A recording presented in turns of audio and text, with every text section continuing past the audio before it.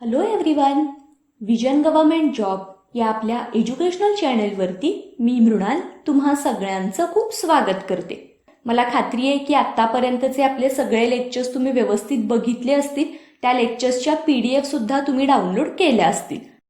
आपल्या आजच्या लेक्चरला सुरुवात करण्यापूर्वी तुमच्यासाठी एक महत्त्वाची अनाउन्समेंट आहे.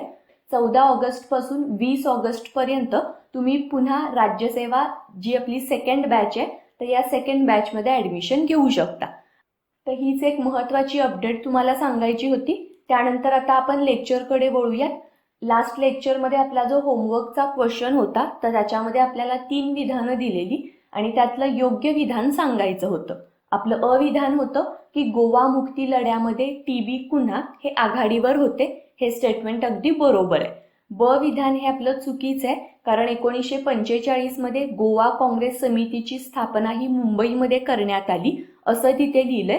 तर गोवा काँग्रेस समितीची स्थापना ही गोव्यामध्ये झालेली होती, तर त्यामुळे हे ब विधान चुकीचं आहे. जी गोवा युथ लीग होती तर या संघटनेची स्थापना ही मुंबईमध्ये झालेली होती, तर ब विधान तर चुकीचं आहे. आणि क विधान की इसवी सन 1946 मध्ये डॉक्टर राम मनोहर लोहिया यांनी गोवा मुक्तीसाठी सत्याग्रहाचा लढा सुरू केला, तर हे सुद्धा स्टेटमेंट बरोबर आहे. आणि क्वेश्चनमध्ये आपल्याला योग्य विधानं सांगायची होती, तर त्यामुळे अ आणि ब तर हे या प्रश्नाचं बरोबर उत्तर असणार आहे. पण बऱ्याच जणांनी या कमेंटमध्ये या प्रश्नाचं बरोबर उत्तर हे वरीलपैकी सर्व असं दिलेलं आहे, तर त्यामुळे ज्यांचं हे आन्सर चुकलेलं आहे तर तुम्ही हा डेटा व्यवस्थित क्रॉस चेक करा. आणि ही जी सगळी इन्फॉर्मेशन आहे ही तुम्हाला आपल्या इतिहासाच्या 8वीचं जे आपलं स्टेट बोर्डचं पुस्तक आहे तर त्याच्यामध्ये मिळेल. तर त्यामुळे तुम्ही बऱ्याच वेळेला जेव्हा ऐकता की NCERT आणि स्टेट बोर्ड तर हे खूप ऑथेंटिक आणि इम्पॉर्टंट सोर्स आहेत आणि तुमच्या अभ्यासाची सुरुवात तुम्ही तिथूनच करा.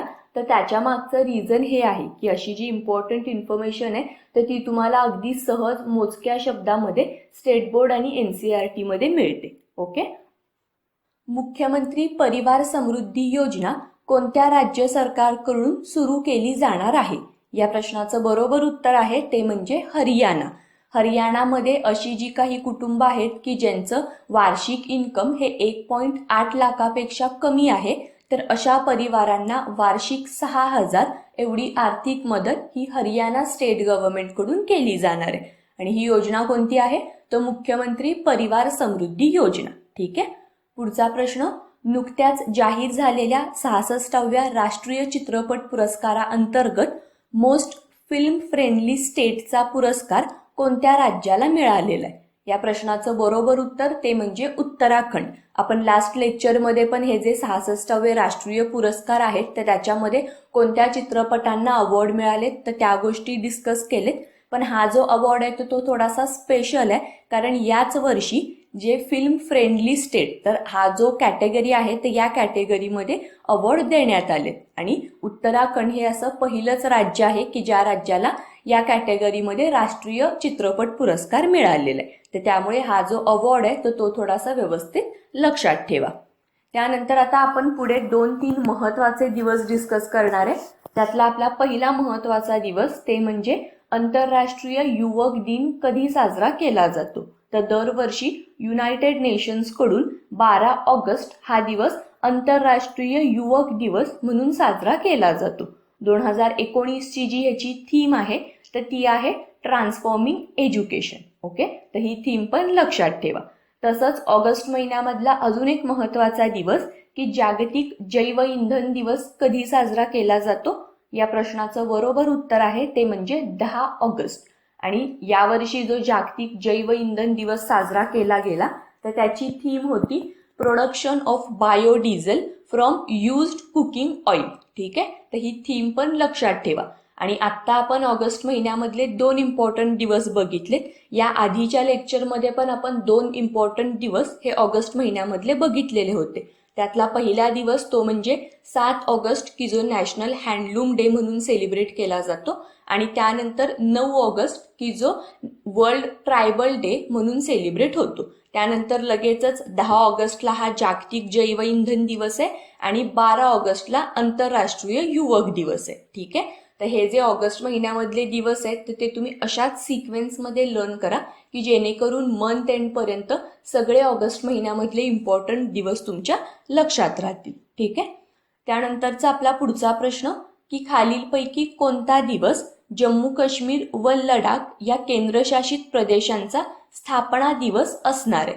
तुम्हाला माहितीच आहे की जम्मू काश्मीर आणि लडाख तर हे दोन नवीन युनियन टेरिटरी बनलेले आहेत. तर त्यांचा स्थापना दिवस हा 31 ऑक्टोबर 2019. तर हा दिवस या दोन केंद्रशासित प्रदेशांचा स्थापना दिवस म्हणून इथून पुढे कन्सिडर केला जाणार आहे. या दिवसाचं अजून एक महत्त्व ते म्हणजे सरदार वल्लभभाई पटेल यांची ती जयंती आहे. तर हा सुद्धा पॉईंट लक्षात ठेवा. ठीक आहे. आणि ही जी डेट आहे तर ही डेट खूप इम्पॉर्टंट आहे कारण बऱ्याच वेळेला आपल्याला एक्झाममध्ये असे जे फॅक्च्युअल पॉईंट असतात तर त्याच्यावरती प्रश्न विचारले जातात की पर्टिक्युलर एखादी जी योजना असेल तर ती योजना तिचं उद्घाटन कोणत्या दिवशी करण्यात आलं किंवा असे जे इम्पॉर्टंट दिवस आहेत तर या गोष्टी तुम्हाला व्यवस्थित माहिती पाहिजेत. त्यानंतरचा आपला पुढचा प्रश्न की लिसनिंग, लर्निंग अँड लीडिंग या पुस्तकाचे लेखक कोण आहेत.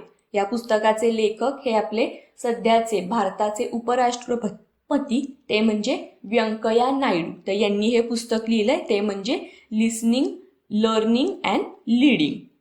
आपण आपल्या या आधीच्या लेक्चरमध्ये सुद्धा अशी बरीच जी इम्पॉर्टंट पुस्तकं आहेत आणि त्याचे जे ऑथर आहेत तर त्याच्याबद्दलची इन्फॉर्मेशन बघितलेली. तर हा जो सगळा सिमिलर डेटा आहे तर तो सुद्धा तुम्ही एका वेगळ्या सेपरेट पेजवरती लिहून घ्या की जेणेकरून एक्झामच्या आधी ज्या वेळेला तुम्ही रिव्हिजन कराल तर हा जो सगळा सिमिलर डेटा असतो तर तो तुम्हाला एकाच ठिकाणी मिळेल आणि या गोष्टी रिवाईज करणं हे तुमच्यासाठी इझी पडेल. ठीक आहे. पुढचा प्रश्न की युनेस्कोने जाहीर केलेल्या अहवालानुसार जगात बोलल्या जाणाऱ्या आदिवासी भाषांच्या संख्यांच्या बाबतीत भारताचा कितवा क्रमांक लागतो. या प्रश्नाचं बरोबर उत्तर आहे ते म्हणजे 4था क्रमांक. जगामध्ये सगळ्यात जास्त ज्या आदिवासी भाषा बोलल्या जातात तर त्या बोलल्या जातात पापुआ न्यू गिनी या देशामध्ये. एकूण 840 भाषा तिथे बोलल्या जातात आणि आदिवासी भाषा बोलण्याचा ज्या देशांचा जो रँक आहे तर त्याच्यामध्ये भारताचा 4था क्रमांक लागतो. रिसेंटलीच युनेस्कोकडून हा अहवाल पब्लिश झाला आणि आपण आत्ताच बघितलं की 9 ऑगस्ट हा दिवस वर्ल्ड ट्रायबल डे म्हणून सेलिब्रेट केलाय. तर त्याच अनुषंगाने युनेस्कोकडून हा अहवाल पब्लिश झालाय. या अहवालाचं नाव सुद्धा तुम्ही लिहून घ्या ते म्हणजे atlas of the world's language in danger. ठीक आहे. तर हा त्या रिपोर्टचं जे नाव आहे तर ते इथे दिलेलं आहे. तर हे सुद्धा महत्वाचं आहे. पुढचा प्रश्न समग्र शिक्षा जलसुरक्षा हे अभियान खालीलपैकी कोणी सुरू केलं. या प्रश्नाचं बरोबर उत्तर आहे ते म्हणजे आपलं HRD मिनिस्टर. केंद्रीय मानव संसाधन विकास मंत्रालयाने हे जे समग्र शिक्षा जलसुरक्षा तर हे अभियान सुरू केलेलं आहे. आता हे अभियान सुरू करण्यामागचं कारण काय आहे तर जे शालेय विद्यार्थी आहेत तर या विद्यार्थ्यांमध्ये पाण्याचं संरक्षण करणं, पाण्याचा योग्य युटिलाइज करणं, त्याची बचत करणं तर याच्याबद्दलची जागरूकता निर्माण व्हावी म्हणून हे अभियान हे HRD मिनिस्ट्रीने सुरू केले. ठीक आहे. तर हे जे अभियान आहे तर त्याचं नाव ते कुणी सुरू केलंय आणि त्याच्या मागचा उद्देश काय आहे तर या तीनही गोष्टी व्यवस्थित नोट डाऊन करा. पुढचा प्रश्न लेदर मिशन खालीलपैकी कुणी सुरू केलं. तर हे जे लेदर मिशन आहे तर ते khadi and village industry commission तर या कमिशनने हे लेदर मिशन सुरू केलंय. हे जे लेदर मिशन आहे तर त्याचं जे उद्घाटन आहे किंवा कुठल्या ठिकाणावरून या मिशनची सुरुवात झाली तर ते म्हणजे राजस्थानमधला एक जिल्हा आहे ज्याचं नाव आहे सिरोही. तर राजस्थानमधला हा जो सिरोही जिल्हा आहे तर या जिल्ह्यामधून हे जे लेदर मिशन आहे तर त्याची सुरुवात झालेली आहे. आता या मिशनचा फायदा कसा होईल तर जे लोक लेदर इंडस्ट्रीशी रिलेटेड काम करतात किंवा चामड्याच्या वस्तू बनवणारे जे काही घरगुती कामगार आहेत तर ह्या कामगारांना एक लेदर किट दिलं जाणार आहे आणि त्यामुळे लेदर इंडस्ट्रीमध्ये तर इम्प्रूव्हमेंट होईलच पण त्याचबरोबर जे चामड्याच्या वस्तू बनवणारे जे कामगार आहेत की जे अगदी परंपरेपासून ह्या सगळ्या गोष्टी बनवत आहेत तर त्यांना सुद्धा आपलं काम अजून पुढे नेण्यासाठी प्रोत्साहन मिळेल. कारण आता काय होतंय की बरेचसे हे जे भारतीय पारंपरिक उद्योग आहेत तर त्याच्यापासून लोक डायव्हर्ट होऊन दुसरे जे काही उपजीविकेचे मार्ग आहेत तर ते शोधत आहेत. तर ह्या सगळ्या गोष्टी ज्या मागे पडत चालेत तर त्याला थोडंसं प्रोत्साहन देण्यासाठी म्हणून या लेदर मिशनची सुरुवात ही खादी आणि विलेज इंडस्ट्री कमिशनने सुरू केली. ओके. पुढचा प्रश्न, आदिवासींसाठी मुख्यमंत्री मदत योजना कोणत्या राज्याने सुरू केली? या प्रश्नाचं बरोबर उत्तर आहे ते म्हणजे मध्य प्रदेश. आदिवासी कुटुंबामध्ये ज्या वेळेला कोणीही मुलगा किंवा मुलगी ज्या वेळेला जन्माला येईल तर त्यावेळेला त्यांना 50 किलोपर्यंत तांदूळ किंवा गहू या योजनेअंतर्गत प्रोव्हाइड केले जाणार आहे. त्याचप्रमाणे या योजनेमध्ये अजूनही काही इम्पॉर्टंट तरतुदी आहेत की ज्या तुम्ही सर्च करायचेत आणि त्या कमेंटमध्ये मेन्शन करायचे. एक तरतूद मी तुम्हाला सांगितलेली आहे. इतर ज्या 2 ते 3 गोष्टी या योजनेअंतर्गत इन्क्लूड करण्यात आल्यात तर त्या तुम्ही सर्च करा आणि कमेंट सेक्शनमध्ये मेन्शन करा. ठीक आहे. तुमच्या लक्षात आलं असेल की आज आपण लेक्चरमध्ये आदिवासींशी रिलेटेड बरेचसे प्रश्न डिस्कस केलेले. तर हे सगळे प्रश्न व्यवस्थित तुम्ही लिहून घ्या. त्याचप्रमाणे जो वर्ल्ड ट्रायबल डे आहे तर तो कधी सेलिब्रेट केला जातो तर ही सुद्धा गोष्ट तुम्ही व्यवस्थित लक्षात ठेवा. त्यानंतरचा आता जो आपण प्रश्न बघणार आहे तर तो तुमच्यासाठीचा होमवर्कचा प्रश्न असेल. प्रश्नामध्ये आपल्याला योग्य जोड्या लावा असं सांगितलंय. एका कॉलममध्ये आपल्याला काही महत्वाच्या व्यक्तींची नावं दिलेली आहेत आणि दुसऱ्या कॉलममध्ये त्यांच्याशी रिलेटेड ज्या संघटना होत्या तर त्यांची नावं आपल्याला दिलेली आहेत की ज्याच्या योग्य जोड्या आपल्याला लावायचे. फर्स्ट कॉलम मधला पहिला ऑप्शन आहे प्राचार्य NG रंगा, त्यानंतर नारायण मेघाजी लोखंडे, महर्षी विठ्ठल रामजी शिंदे आणि doctor Babasaheb Ambedkar. Second column मधला आपला फर्स्ट ऑप्शन आहे स्वतंत्र मजूर पक्ष, त्यानंतर depress class mission, Akhil Bharatiya किसान सभा आणि कामगार चळवळीचे जनक. ठीक आहे. तर ह्या प्रश्नाचं बरोबर उत्तर तुम्ही कमेंट सेक्शनमध्ये मेन्शन करा आणि त्याचप्रमाणे अजून एक जो होमवर्कचा क्वेश्चन तुम्हाला सांगितलाय तर त्याचा आन्सर सुद्धा कमेंटमध्ये मेन्शन करा. आणि ज्या पद्धतीने मी तुम्हाला लेक्चरच्या सुरुवातीलाच म्हटलेलं होतं की ज्या स्टुडंट्सना विजन स्टडीवरती ॲडमिशन घ्यायचं आहे तर अशांसाठी चांगली संधी आहे. ती म्हणजे की 14 ऑगस्ट ते 20 ऑगस्टपर्यंत विजन स्टडीवरती राज्यसेवा 2020 साठीची जी आपली सेकंड बॅच आहे तर तिचे ॲडमिशन पुन्हा सुरू केले जाणार आहे. तर इंटरेस्टेड विद्यार्थ्यांनी लवकरात लवकर विजन स्टडीवरती आपला प्रवेश निश्चित करा. ठीक आहे. थँक्यू.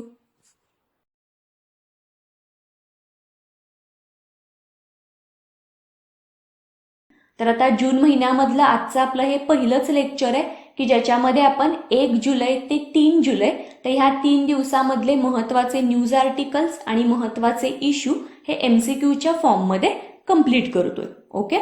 आपल्या आजच्या लेक्चरला सुरुवात करण्यापूर्वी विजन स्टडीशी रिलेटेड एक महत्वाची गोष्ट मला सांगायची आहे. ती म्हणजे की तुम्हाला सगळ्यांनाच माहिती आहे की विजन स्टडीवरची आपली जी 2020 साठीची जी राज्यसेवेची एक्झाम आहे तर त्यासाठीची जी नवीन बॅच होती तर त्याचे ॲडमिशन 30 जूनला संपलेले आहेत. पण आता इन केस कुणी जर ॲडमिशन घेतलं नसेल किंवा काही कारणास्तव तुम्हाला ॲडमिशन घ्यायला उशीर झाला असेल तर अशा स्टुडंट्ससाठी विजन स्टडीवरती अजून एक नवीन बॅच सुरू होऊ शकते. पण त्यासाठी जर स्टुडंट्सनी तशी डिमांड केली तरच विजन स्टडीवरती ही नवीन बॅच आम्ही लवकरात लवकर सुरू करू. तर ह्याच्याशी रिलेटेड तुमचा जो फीडबॅक आहे तर तो तुम्ही या लेक्चरच्या कमेंट सेक्शनमध्ये मेन्शन करू शकता. ठीक आहे. तर आता आपण आपल्या आजच्या लेक्चरकडे वळूयात. पण आपल्या आजच्या लेक्चरमधला पहिला क्वेश्चन बघण्यापूर्वी जून महिन्यामधला आपला जो शेवटचा होमवर्कचा क्वेश्चन होता तर त्या क्वेश्चनचा आपण आन्सर बघूया. तुम्हाला आठवत असेल आपला जो लास्टचा होमवर्कचा क्वेश्चन आहे तर तो अगदी सिंपल क्वेश्चन होता की ज्याच्यामध्ये तुम्हाला रॉचे जे प्रमुख आहेत तर त्यांची जी आता नव्यानेच अपॉइंटमेंट झालेली आहे तर त्यांचं नाव सांगायचं होतं. रॉचा लॉंग फॉर्म तुम्हाला माहितीच आहे ते म्हणजे रिसर्च अँड ॲनालिसिस विंग. तर आता या रॉचे जे प्रमुख आहेत तर ते आहेत सामंत कुमार गोयल. ओके. तर यांची आता रॉचे चीफ म्हणून रिसेंटलीच अपॉइंटमेंट झालेली आहे. ते 1984चे IPS ऑफिसर आहेत. ओके. तर हा पण पॉइंट लक्षात ठेवा. आणि त्याचप्रमाणे सामंत कुमार गोयल हे अनिल धसमन तर यांची जागा घेतील. म्हणजे रॉचे जे आधीचे चीफ होते तर त्यांचं नाव होतं अनिल धसमन आणि आता रॉचे नवीन चीफ म्हणून अपॉइंट झालेले आहेत सामंत कुमार गोयल. ओके. तर हा पण पॉइंट व्यवस्थित लक्षात ठेवा. तर आता या होमवर्कच्या क्वेश्चनचा आन्सर तर तुम्हाला समजलं असेल. तर आता आपण लगेच आपल्या आजच्या लेक्चरच्या पहिल्या क्वेश्चनकडे वळूयात. आजपासून आपण जुलै महिना सुरू करतोय आणि जुलै महिन्यामधला जो पहिलाच दिवस आहे तर तोच एक महत्वाचा दिवस होता. तर क्वेश्चनमध्ये आपल्याला तेच विचारलंय की डॉक्टर्स डे कधी साजरा केला जातो. तर हा जो डॉक्टर्स डे आहे तर तो दरवर्षी 1 जुलैला सेलिब्रेट केला जातो. ठीक आहे, तर हा पॉइंट महत्वाचा आहे, हा पॉइंट व्यवस्थित लक्षात ठेवा. तसंच आता 2019ची जी डॉक्टर्स डेची थीम आहे तर ती पण तुम्ही नोट डाऊन करा. तर आता ह्या वर्षीची जी थीम होती तर ती होती zero tolerance to violence against doctor and clinical establishment. Okay, तुम्हाला माहितीच आहे की डॉक्टरांशी रिलेटेड बऱ्याचशा न्यूज आपण वरचेवर वाचत असतो की काही नातेवाईकांनी डॉक्टरांना मारहाण केली, तर अशा पद्धतीच्या घटना आपण बऱ्याच वेळेला ऐकतो. तर त्याच घटनेला डोळ्यासमोर ठेवून ही या वर्षीची थीम डॉक्टर्स डेची डिसाईड झालेली. तसंच आता 1 जुलैला अजून काही महत्वाचे दिवस सेलिब्रेट केले जातात. त्यापैकी पहिला दिवस तो म्हणजे GST दिवस आणि त्याचप्रमाणे CA डे म्हणजेच आपला चार्टर्ड अकाउंटंट डे. तर हा पण 1 जुलैलाच सेलिब्रेट केला जातो. तर हे पण 2 पॉइंट तुम्ही व्यवस्थित लक्षात ठेवा. त्यानंतरचा आपला पुढचा क्वेश्चन की भारत सरकारच्या स्टार्टअप इंडिया उपक्रमामध्ये अव्वल स्थानी कोणते राज्य आहे. ठीक आहे, तर हा पण जो क्वेश्चन आहे तर हा पण खूप महत्वाचा आहे. तर ही जी राज्यांची आकडेवारी आहे, राज्यांचं हे जे रँकिंग आहे तर ते तुम्ही व्यवस्थित नोट डाऊन करायचे.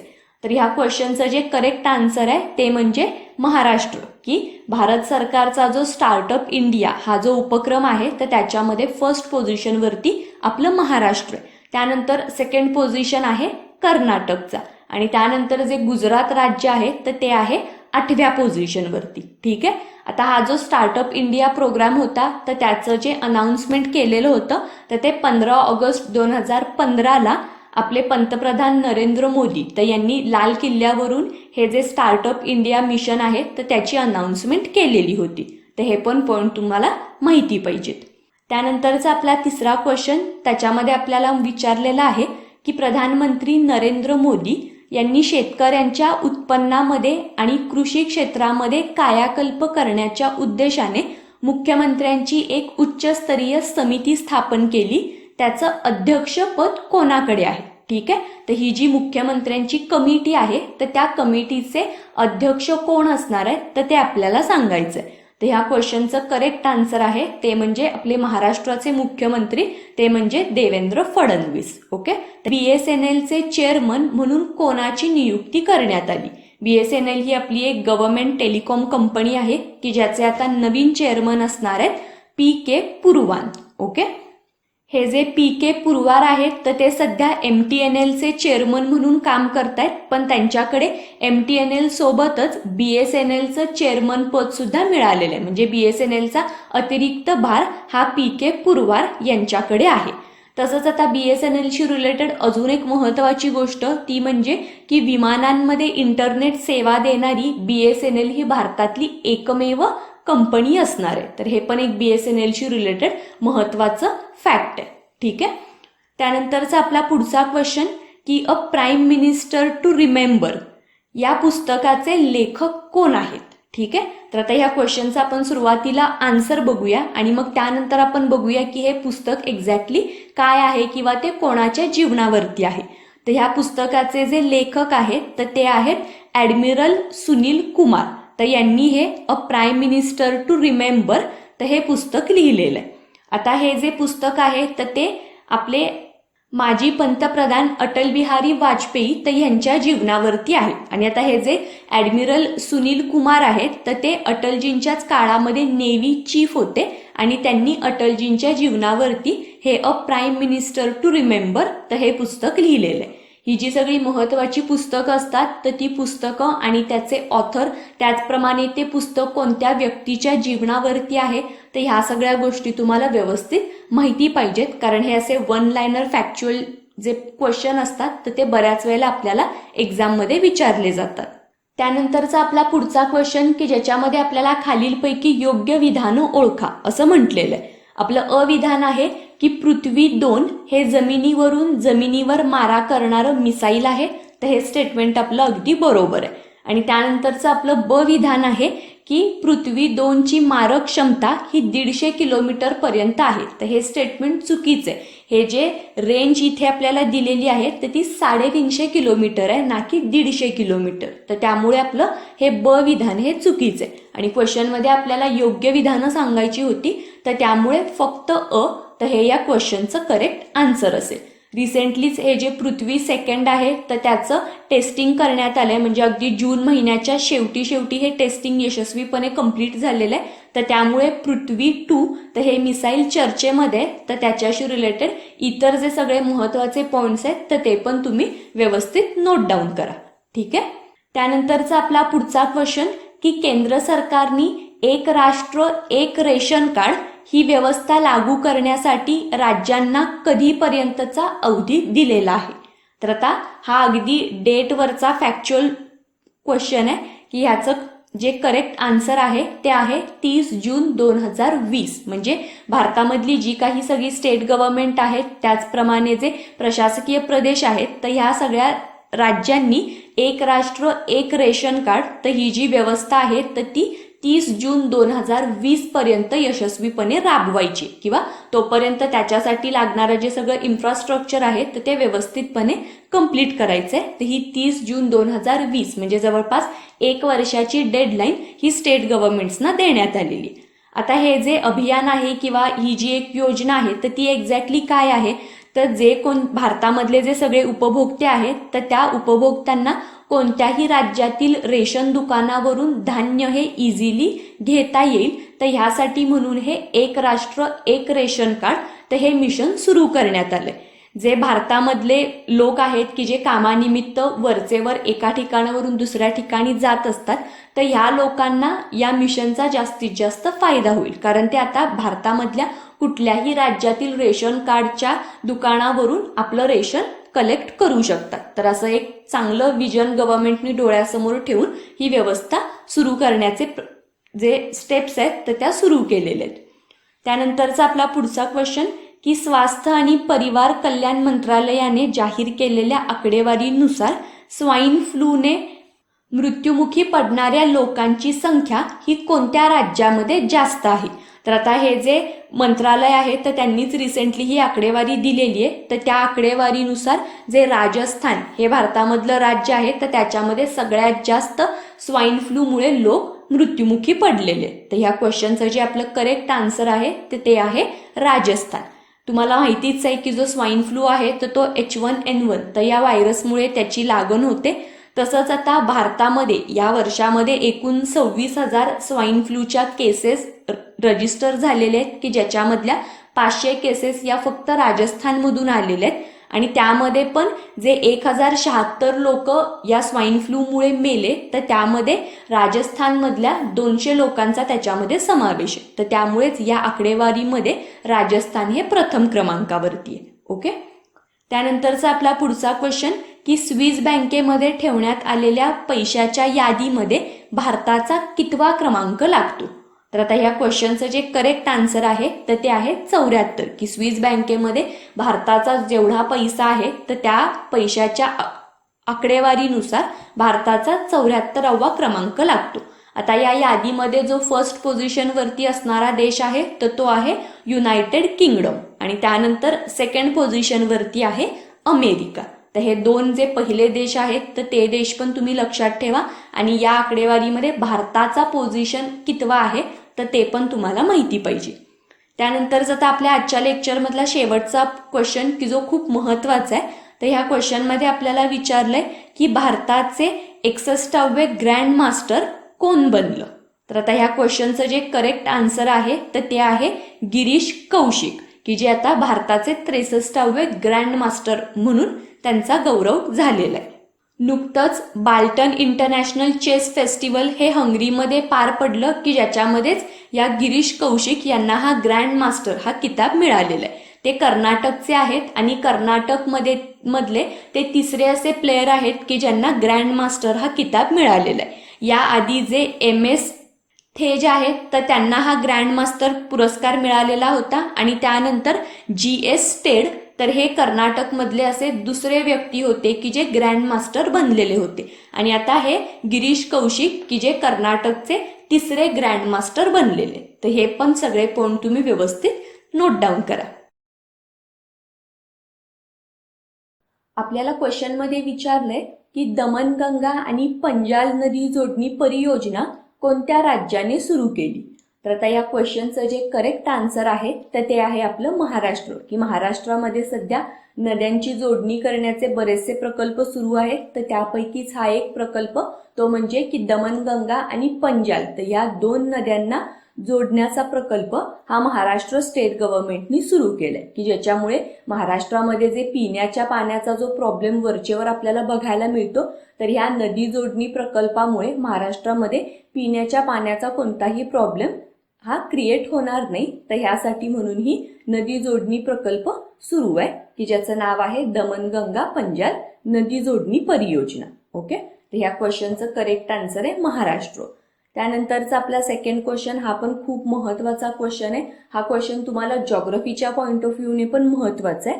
क्वेश्चन मध्ये आपल्याला विचारलंय की माउंट स्ट्रॉम्बोली, तर ह्या ज्वालामुखीचा उद्रेक नुकताच झाला, तर हा ज्वालामुखी कोणत्या देशामध्ये आहे? तर हा ज्वालामुखी आहे तो म्हणजे इटलीमध्ये. ठीक आहे, तर त्यामुळे जॉग्रफीमध्ये पण आपल्याला अशा पद्धतीचे क्वेश्चन विचारले जाऊ शकतात. तसंच आता जर आपण इटलीमधले अजून काही महत्वाचे ज्वालामुखी बघितले, तर त्यापैकी अजून एक नाव ते म्हणजे माउंट एटना आणि त्याचप्रमाणे माउंट व्हेसुव्हियस. तर हे जे 2 माउंट स्ट्रॉम्बोली, तर हे सगळे इटलीमधले महत्वाचे ज्वालामुखी, तर त्यांचं नाव तुम्ही व्यवस्थित नोट डाऊन करायचंय. ठीक आहे, त्यानंतरचा आपला तिसरा क्वेश्चन की विश्वचषक स्पर्धेत सर्वात जलद 5 शतके झळकवणारा फलंदाज कोण ठरला? तर आता हा आपला भारताचा क्रिकेटर आहे तो म्हणजे रोहित शर्मा, की ज्याने 15 सामन्यांमध्येच 5 शतकं झळकवलेली आहे. तर त्यामुळे या क्वेश्चनचं जे करेक्ट आन्सर आहे तर ते आहे रोहित शर्मा. आता रोहित शर्माने या वर्ल्ड कपमध्ये बरेचसे रेकॉर्ड केलेले आहेत, तर त्याच्याबद्दलची इन्फॉर्मेशन ही तुम्ही कमेंटमध्ये मेन्शन करायची. ओके, त्यानंतरचा आपला पुढचा क्वेश्चन की 2019-20च्या अर्थसंकल्पामध्ये कॉर्पोरेट कंपन्यांसाठी 25% कराची मर्यादा ही 250 कोटीवरून डॅश डॅश रुपयांपर्यंत वाढवलेली आहे. ठीक आहे, रिसेंटलीच आपल्या ज्या नवीन अर्थमंत्री आहेत त्या म्हणजे निर्मला सीतारमण, की ज्या भारताच्या पहिल्या पूर्ण वेळ फायनान्स मिनिस्टर आहेत, तर त्यांनी आपला 2019-20चा अर्थसंकल्प जाहीर केला. तर त्याच्यामध्ये ज्या कॉर्पोरेट कंपन्या होत्या तर त्यांच्यावरती जो 25% कर आकारला जात होता, तर त्याची आधी मर्यादा ही 250 कोटी होती, तर ती मर्यादा आता वाढवलेली आहे आणि आता ही मर्यादा 400 कोटी केलेली आहे. ठीक आहे, तर ह्या क्वेश्चनचं जे करेक्ट आन्सर आहे तर ते आहे 400 कोटी. बजेटशी रिलेटेड जे सगळे महत्वाचे पॉइंट आहेत तर ते तुम्ही आत्ताच रिवाईज करा, आत्ताच त्याच्या प्रॉपर नोट्स काढा की एक्झॅक्टली करामध्ये कोणती वाढ केलेली आहे का, किंवा कोणत्या सेक्टरमध्ये काही नवीन योजना अनाऊन्स झालेल्या आहेत का. तर ह्या बजेटशी रिलेटेड ज्या महत्वाच्या गोष्टी आहेत तर त्या आपल्याला येणाऱ्या एक्झामसाठी महत्वाच्या आहेत, तर त्यामुळे बजेटशी रिलेटेड एक प्रॉपर नोट्स तुम्ही आत्ताच प्रिपेअर करा. ठीक आहे, त्यानंतरचा आपला पुढचा क्वेश्चन की 1076 मुख्यमंत्री हेल्पलाईन ही कोणत्या राज्य सरकारने सुरू केली?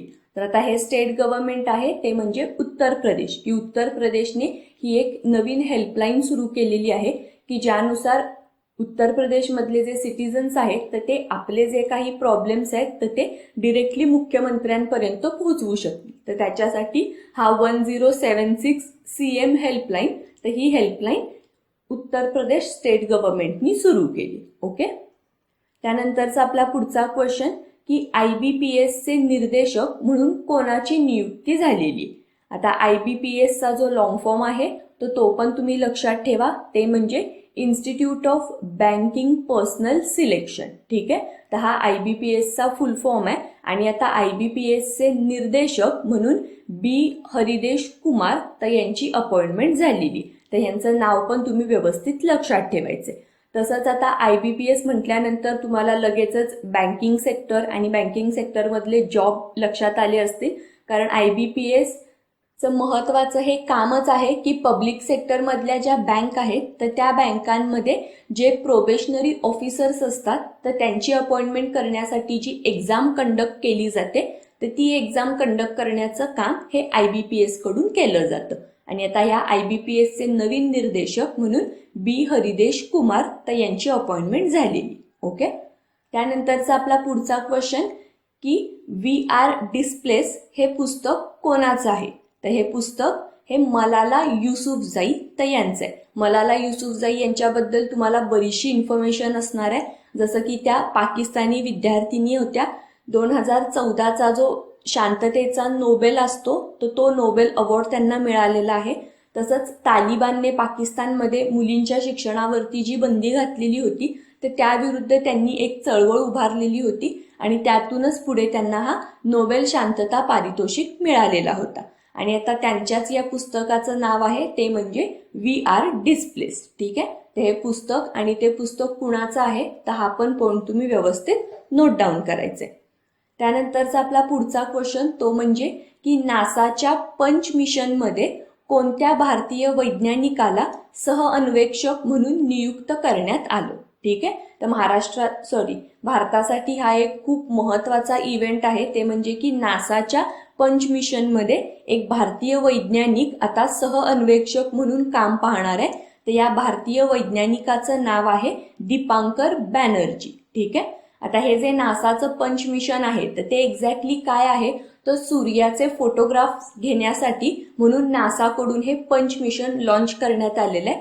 तुम्ही जर भारताचा विचार केला तर भारताचं जे मिशन आहे की जे मिशन सूर्याचा अभ्यास करणार आहे तर त्याचं नाव काय आहे तर ते म्हणजे आदित्य. आणि हे नासाचं मिशन आहे ते म्हणजे पंच मिशन की ज्याच्यामध्ये आता सहअन्वेषक म्हणून दीपांकर बॅनर्जी हे काम पाहणार आहेत.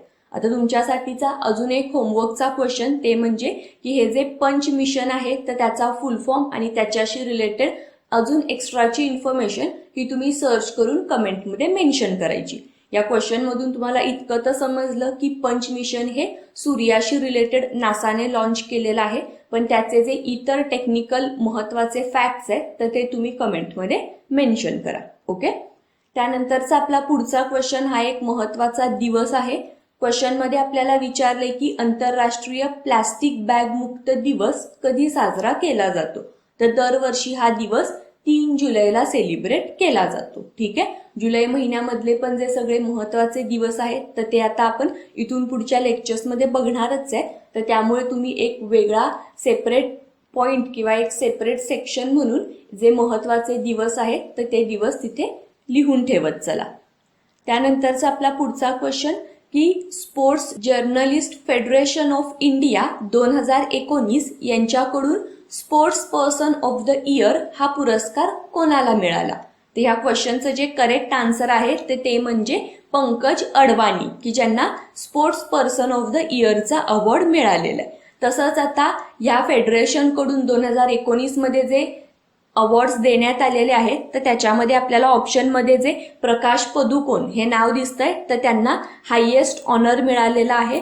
तसंच सौरभ चौधरी की जे शूटिंगशी रिलेटेड आहेत तर त्यांना इमर्जिंग टॅलेंट तर हा अवॉर्ड या जर्नलिस्ट फेडरेशन 2019 कडून देण्यात आलेला आहे. तर हे पण सगळे पॉइंट लक्षात ठेवा. आणि त्याचप्रमाणे sports person of the year तर हा अवॉर्ड पंकज अडवाणी यांना मिळाला. आणि त्याचप्रमाणे अजून एक प्लेअर आहे की ज्यांना स्पोर्ट्स पर्सन ऑफ द इयरचा अवॉर्ड मिळालाय ते म्हणजे बजरंग पुनिया.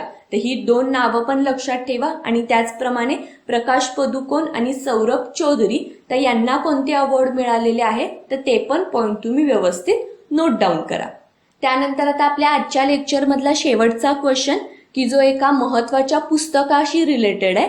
क्वेश्चन मध्ये आपल्याला विचारलंय की कीपर ऑफ फेथ ही कोणाची आत्मकथा आहे. तर ह्या आत्मकथा मध्ये ज्यांची इन्फॉर्मेशन आहे तर ते एक झिम्बाब्वेचे क्रिकेटर आहेत की ज्यांचं नाव आहे तातेंडा तैबू. ओके, तर त्यांची ही आत्मकथा आहे ज्याचं नाव आहे कीपर ऑफ फेथ. ठीक आहे, तर हे पुस्तक आणि ती आत्मकथा कोणाची आहे तर हे पण सगळे पॉइंट तुम्ही व्यवस्थित नोट डाऊन करा. ठीक आहे, हा क्वेश्चन खूप जास्त इम्पॉर्टंट आहे तर त्यामुळे हा क्वेश्चन तुम्ही कंपल्सरी व्यवस्थितपणे नोट डाऊन करायचे. क्वेश्चन मध्ये आपल्याला विचारलंय की 2019 मध्ये युनेस्कोने जागतिक वारसा स्थानाचा दर्जा कोणत्या भारतीय शहराला दिला. तर आता हे 2019चीच ही नवीन यादी आहे. तर त्याच्यामध्ये भारतामधची जी आपली पिंक सिटी आहे ती म्हणजे जयपूर. तर जयपूरला वर्ल्ड हेरिटेज साईटचा दर्जा मिळालेला आहे. याच वर्षी अजूनही बऱ्याचशा देशांमधल्या वेगवेगळ्या स्थानांना हा वर्ल्ड हेरिटेजचा दर्जा देण्यात आलेला आहे. जसं की इराकमधलं बॅबिलॉन, त्याचप्रमाणे इराणमधलं हिरकॅनियन फॉरेस्ट, तसंच जर आपण म्यानमारचा विचार केला तर म्यानमारमधलं बगान हे ठिकाण आता वर्ल्ड हेरिटेज साईट म्हणून ओळखलं जाणार आहे. तर अशा पद्धतीने वेगवेगळ्या देशांमधली ही जी नव्यानेच वर्ल्ड हेरिटेज साईट म्हणून जी डिक्लेअर झालेली ठिकाण आहे तर ती तुम्हाला व्यवस्थित माहिती पाहिजे. आता ह्या क्वेश्चनशी रिलेटेड तुमच्यासाठीचा आजचा छोटासा होमवर्कचा क्वेश्चन ते म्हणजे की याच वर्षी जर्मनीमध्ये आणि त्याचप्रमाणे ऑस्ट्रेलियामधलं सुद्धा एक ठिकाण असं आहे की ज्याला वर्ल्ड हेरिटेज साईटचा दर्जा देण्यात आलेला आहे. तर या 2 देशांमधली जी ठिकाणं आहेत तर त्यांची नावं तुम्हाला कमेंटमध्ये मेन्शन करायची. इराण, इराक आणि म्यानमार, तर या ठिकाणांमधली जी वर्ल्ड हेरिटेज साईट होती तर तिथं मी तुम्हाला सांगितलेलीच आहे. तर आता जर्मनी आणि ऑस्ट्रेलिया, तर इथली जी ठिकाणं आहेत तर ती तुम्ही सर्च करायची. ओके.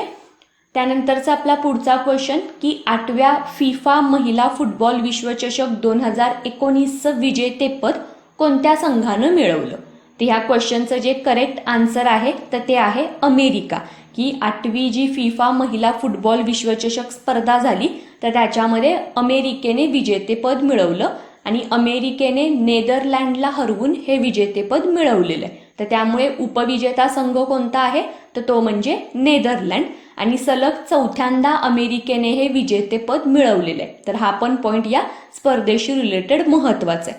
तसंच आता ही जी 8वी फिफा महिला फुटबॉल विश्वचषक होता तर ही स्पर्धा फ्रान्समध्ये झालेली होती. तर हे पण तुम्हाला माहिती पाहिजे. तसंच आता ह्याच क्वेश्चनशी रिलेटेड अजून एक तुमच्यासाठीचाच होमवर्कचा क्वेश्चन ते म्हणजे की या फिफा स्पर्धेमध्ये गोल्डन बूट आणि गोल्डन बॉल, तर हे जे 2 अवॉर्ड्स दिले जातात तर ते कुणाला मिळालेत तर त्या प्लेयर्सची नावं ही तुम्हाला कमेंटमध्ये सांगायची. ओके. त्यानंतरचा आपला पुढचा क्वेश्चन की ICC एकदिवसीय फलंदाजांच्या क्रमवारीत अव्वल स्थानी कोणता खेळाडू आहे? तर जे ICCचे 1 डे बॅट्समन आहेत तर त्याच्यामध्ये फर्स्ट पोझिशनवरती आहे विराट कोहली. त्यानंतर जर आपण सेकंड पोझिशनचा विचार केला तर सेकंड पोझिशनवरती सुद्धा आपला इंडियन प्लेअरच आहे तो म्हणजे रोहित शर्मा आणि थर्ड पोझिशनवरती पाकिस्तानचा प्लेअर तो म्हणजे बाबर आझम. ओके. तर ही जी पहिली 3 खेळाडूंची नावं आहेत तर ती तुम्ही व्यवस्थित नोट डाऊन करा की विराट कोहली, रोहित शर्मा आणि बाबर आझम. ओके. त्यानंतरचा आपला पुढचा क्वेश्चन की नीती आयोगाच्या AMFFR इंडेक्स 2019 मध्ये कोणते राज्य अव्वल स्थानी आहे? ओके. तर आता ह्या क्वेश्चनचं जे करेक्ट आन्सर आहे तर ते आहे महाराष्ट्र. आता हा जो इंडेक्स आहे तो म्हणजे AMFFR, तर त्याचा जो फुल फॉर्म आहे तर तो पण तुम्ही नोट डाऊन करा. ते म्हणजे agriculture marketing and farmer friendly reform. ठीक आहे. तर हा जो इंडेक्स नीती आयोगाने जाहीर केला तर त्याच्यामध्ये महाराष्ट्र अव्वल स्थानी.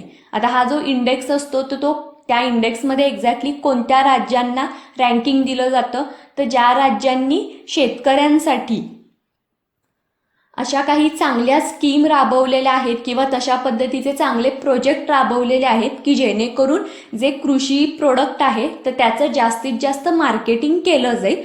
तर अशा राज्यांना हे रँकिंग दिलं जातं की ज्याच्यामध्ये आपल्या महाराष्ट्राला पहिला रँक देण्यात आलेला आहे. तेच जर आपण आता सेकंड पोझिशनचा विचार केला तर सेकंड पोझिशनवरती आहे गुजरात, त्यानंतर थर्ड पोझिशन राजस्थान आणि 4th रँक आहे मध्य प्रदेशचा. ठीक आहे. तर ही जी पहिली 4 राज्य आहेत तर ती 4 राज्य तुम्ही व्यवस्थित त्यांचा जो क्रम आहे तर तो लक्षात ठेवा की महाराष्ट्र, गुजरात, राजस्थान आणि मध्य प्रदेश. ओके.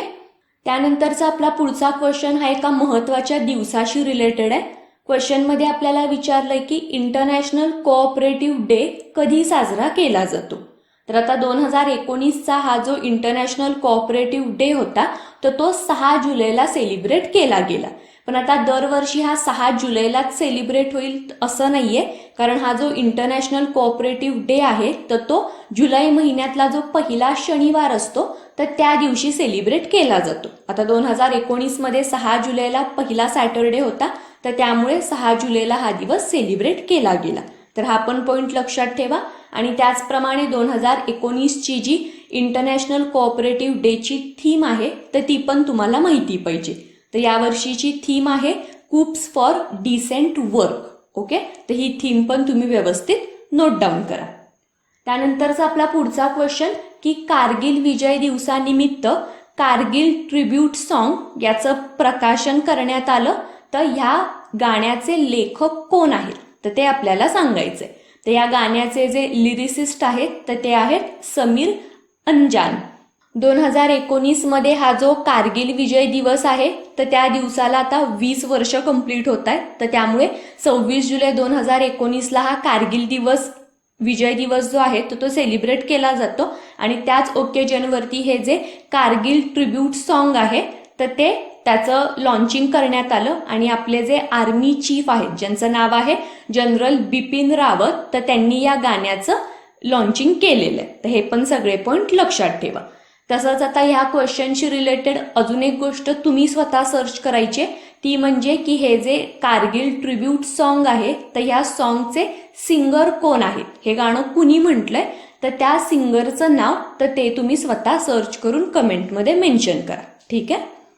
त्यानंतरचा आपला पुढचा क्वेश्चन की 2019 वर्ल्ड युथ कपमध्ये अरंजिता डे हिने रजत पदक मिळवलं, ती कोणत्या राज्याची खेळाडू आहे. ठीक आहे. तर आता ही जी अरंजिता डे आहे तर ती वेस्ट बेंगॉलची प्लेअर आहे. पश्चिम बंगालची ती एक कराटे प्लेअर आहे की जिने अंडर 12 इयर कॅटेगरीमध्ये हे रजत पदक मिळवलेलं आहे. आणि ही जी वर्ल्ड युथ कप आहे तर त्याचं जे ऑर्गनायझेशन असतं तर ते कोणाकडून केलं जातं तर टुर्नामेंट जी आहे तर ती वर्ल्ड कराटे फेडरेशन तर त्याच्याकडून ती ऑर्गनाईज केली जाते. तर हे पण सगळे पॉइंट लक्षात ठेवा. आणि त्याचप्रमाणे अरंजिता डे हिला रजत पदक मिळालेलं आहे की जी पश्चिम बंगालची खेळाडू आहे. तर हा पण पॉइंट तुम्हाला व्यवस्थित माहिती पाहिजे. त्यानंतरचा आपला पुढचा क्वेश्चन जो की एका महत्वाच्या योजनेशी रिलेटेड आहे. क्वेश्चनमध्ये आपल्याला विचारलंय की रायतू भरोसा योजनेअंतर्गत शेतकऱ्यांना वार्षिक किती रक्कम दिली जाणार आहे.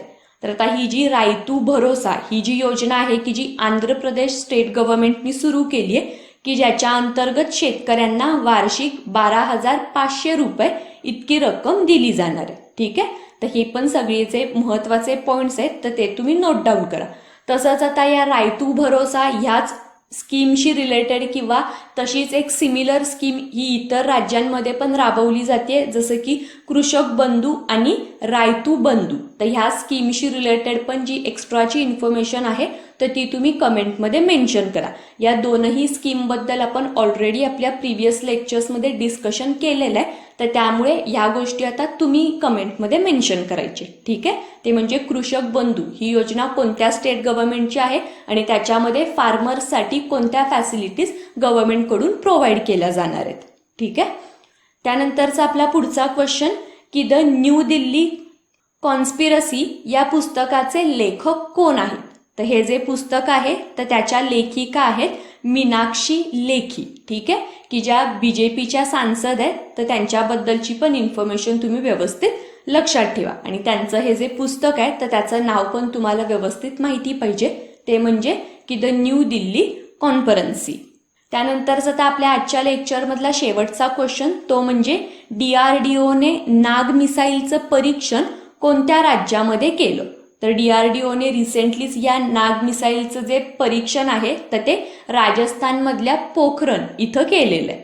तर हे जे नाग मिसाईल आहे तर त्याच्याशी रिलेटेड पण महत्वाचे पॉइंट तुम्ही नोट डाऊन करायचे, जसं की या नाग मिसाईलचा जो स्पीड आहे तर तो आहे 230 मीटर पर सेकंड. आणि त्याचप्रमाणे या मिसाईलची जी रेंज आहे तर ती आहे 3 ते 7 किलोमीटर. ठीक आहे. तर हे पण जे टेक्निकल पॉइंट आहेत तर ते पण तुम्ही व्यवस्थित लक्षात ठेवा.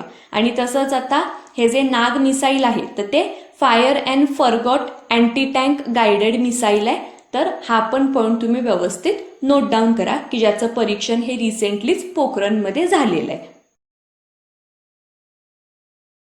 विश्व जनसंख्या दिवस कधी साजरा केला जातो की ज्यालाच आपण वर्ल्ड पॉप्युलेशन डे असं म्हणतो.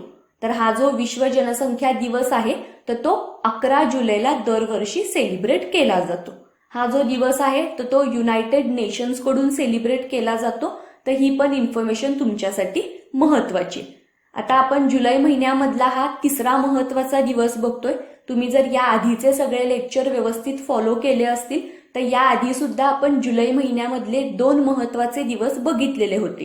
अगदी जुलै महिन्याचा जो पहिलाच दिवस होता तो म्हणजे 1 जुलै. तर ह्या 1 जुलैला आपण डॉक्टर्स डे सेलिब्रेट करतो. त्याचप्रमाणे GST दिवस सेलिब्रेट केला जातो आणि त्याचप्रमाणे CA डे सुद्धा 1 जुलैला सेलिब्रेट केला जातो. आणि त्यानंतरचा जुलै महिन्यामधला दुसरा महत्वाचा दिवस तो म्हणजे 6 जुलै, की ज्या दिवशी इंटरनॅशनल कोऑपरेशन डे हा सेलिब्रेट केला जातो. आणि आता जुलै महिन्यामधला हा तिसरा महत्वाचा दिवस आहे तो म्हणजे 11 जुलै, की जो वर्ल्ड पॉप्युलेशन डे म्हणून सेलिब्रेट केला जातो. तर तुम्ही पण प्रत्येक महिन्याचे हे जे दिवस आहेत तर ते अशाच सिक्वेन्समध्ये लर्न करत जा, की जेणेकरून प्रत्येक महिन्यामधले जे महत्वाचे दिवस आहेत तर ते तुमच्या व्यवस्थित लक्षात राहतील. त्यानंतरचा आपला पुढचा क्वेश्चन आहे की सहबीज या नावाखाली कोणते राज्य सरकार शेतकऱ्यांना बियाणं उपलब्ध करून देणार आहे. म्हणजे हा जो सहबीज आहे तर तो आता एक ब्रँड बनणार आहे, की ह्या ब्रँडची जी बियाणं आहेत तर ती आता शेतकऱ्यांना वितरित केली जातील. तर ते स्टेट गव्हर्नमेंट आहे ते म्हणजे मध्य प्रदेश. आपला पुढचा जो येणारा रब्बी हंगाम आहे तर त्या हंगामापासूनच हे सहबीज ह्या ब्रँडची जी बिया आहेत तर ती बीज ही शेतकऱ्यांना दिली जातील. तर हे जे मध्य प्रदेश राज्य आहे तर ते राज्य तुम्ही व्यवस्थित लक्षात ठेवा. नेक्स्ट क्वेश्चन, UNच्या अहवालानुसार कोणत्या देशामध्ये 2030 पर्यंत प्रत्येक 4 मुलांपैकी 1 मूल हे प्राथमिक शिक्षण पूर्ण करू शकणार नाही. ओके, तर UNचा हा रिसेंटलीच एक रिपोर्ट पब्लिश झालेला आहे की ज्याच्यामध्ये असं म्हटलेलं आहे की 2030 पर्यंत जी 4 मुलं असतील तर त्या 4 मुलांपैकी 1 मूल हे निरक्षर राहील. तर असा देश आहे तो म्हणजे आपला शेजारचा देश की ज्याचं नाव आहे पाकिस्तान. तर ह्या क्वेश्चनचं करेक्ट आन्सर आहे पाकिस्तान. आपला नेक्स्ट क्वेश्चन आहे की कोणत्या राज्य सरकारनी सरल बिजली योजनेचं नाव बदलून इंदिरा गृहज्योती योजना असं केलेलं आहे. तर ह्या क्वेश्चनचं सुद्धा जे करेक्ट आन्सर आहे तर ते आहे मध्य प्रदेश, की मध्य प्रदेश स्टेट गव्हर्नमेंटनी आधीची जी सरल बिजली योजना होती तर त्या योजनेचं नाव चेंज केलेलं आहे आणि आता या योजनेला कोणतं नाव दिलेलं आहे तर ते म्हणजे इंदिरा गृहज्योती योजना. आता या योजनेमध्ये कोणत्या लोकांना फायदा होणार आहे तर ते म्हणजे की आपला पुढचा येणारा जो मार्च महिना आहे तर या मार्च महिन्यापासून मध्य प्रदेशमधले जे उपभोक्ते आहेत तर या उपभोक्त्यांना या योजनेचा फायदा सुरू होईल. आणि जर एखाद्या म्हणजे मध्य प्रदेशमधल्या कोणत्याही घरामध्ये जर एका महिन्याला 100 युनिट इतकी जर वीज वापरली जात असेल तर त्या घराचं जे लाईट बिल येणार आहे तर ते पण किती असेल तर 100 रुपये असेल. तर अशा पद्धतीने ह्या उपभोक्त्यांना या योजनेमधून फायदा मिळेल. आपल्या आजच्या लेक्चरमध्ये आपण 2 क्वेश्चन हे मध्य प्रदेशशी रिलेटेड बघितले.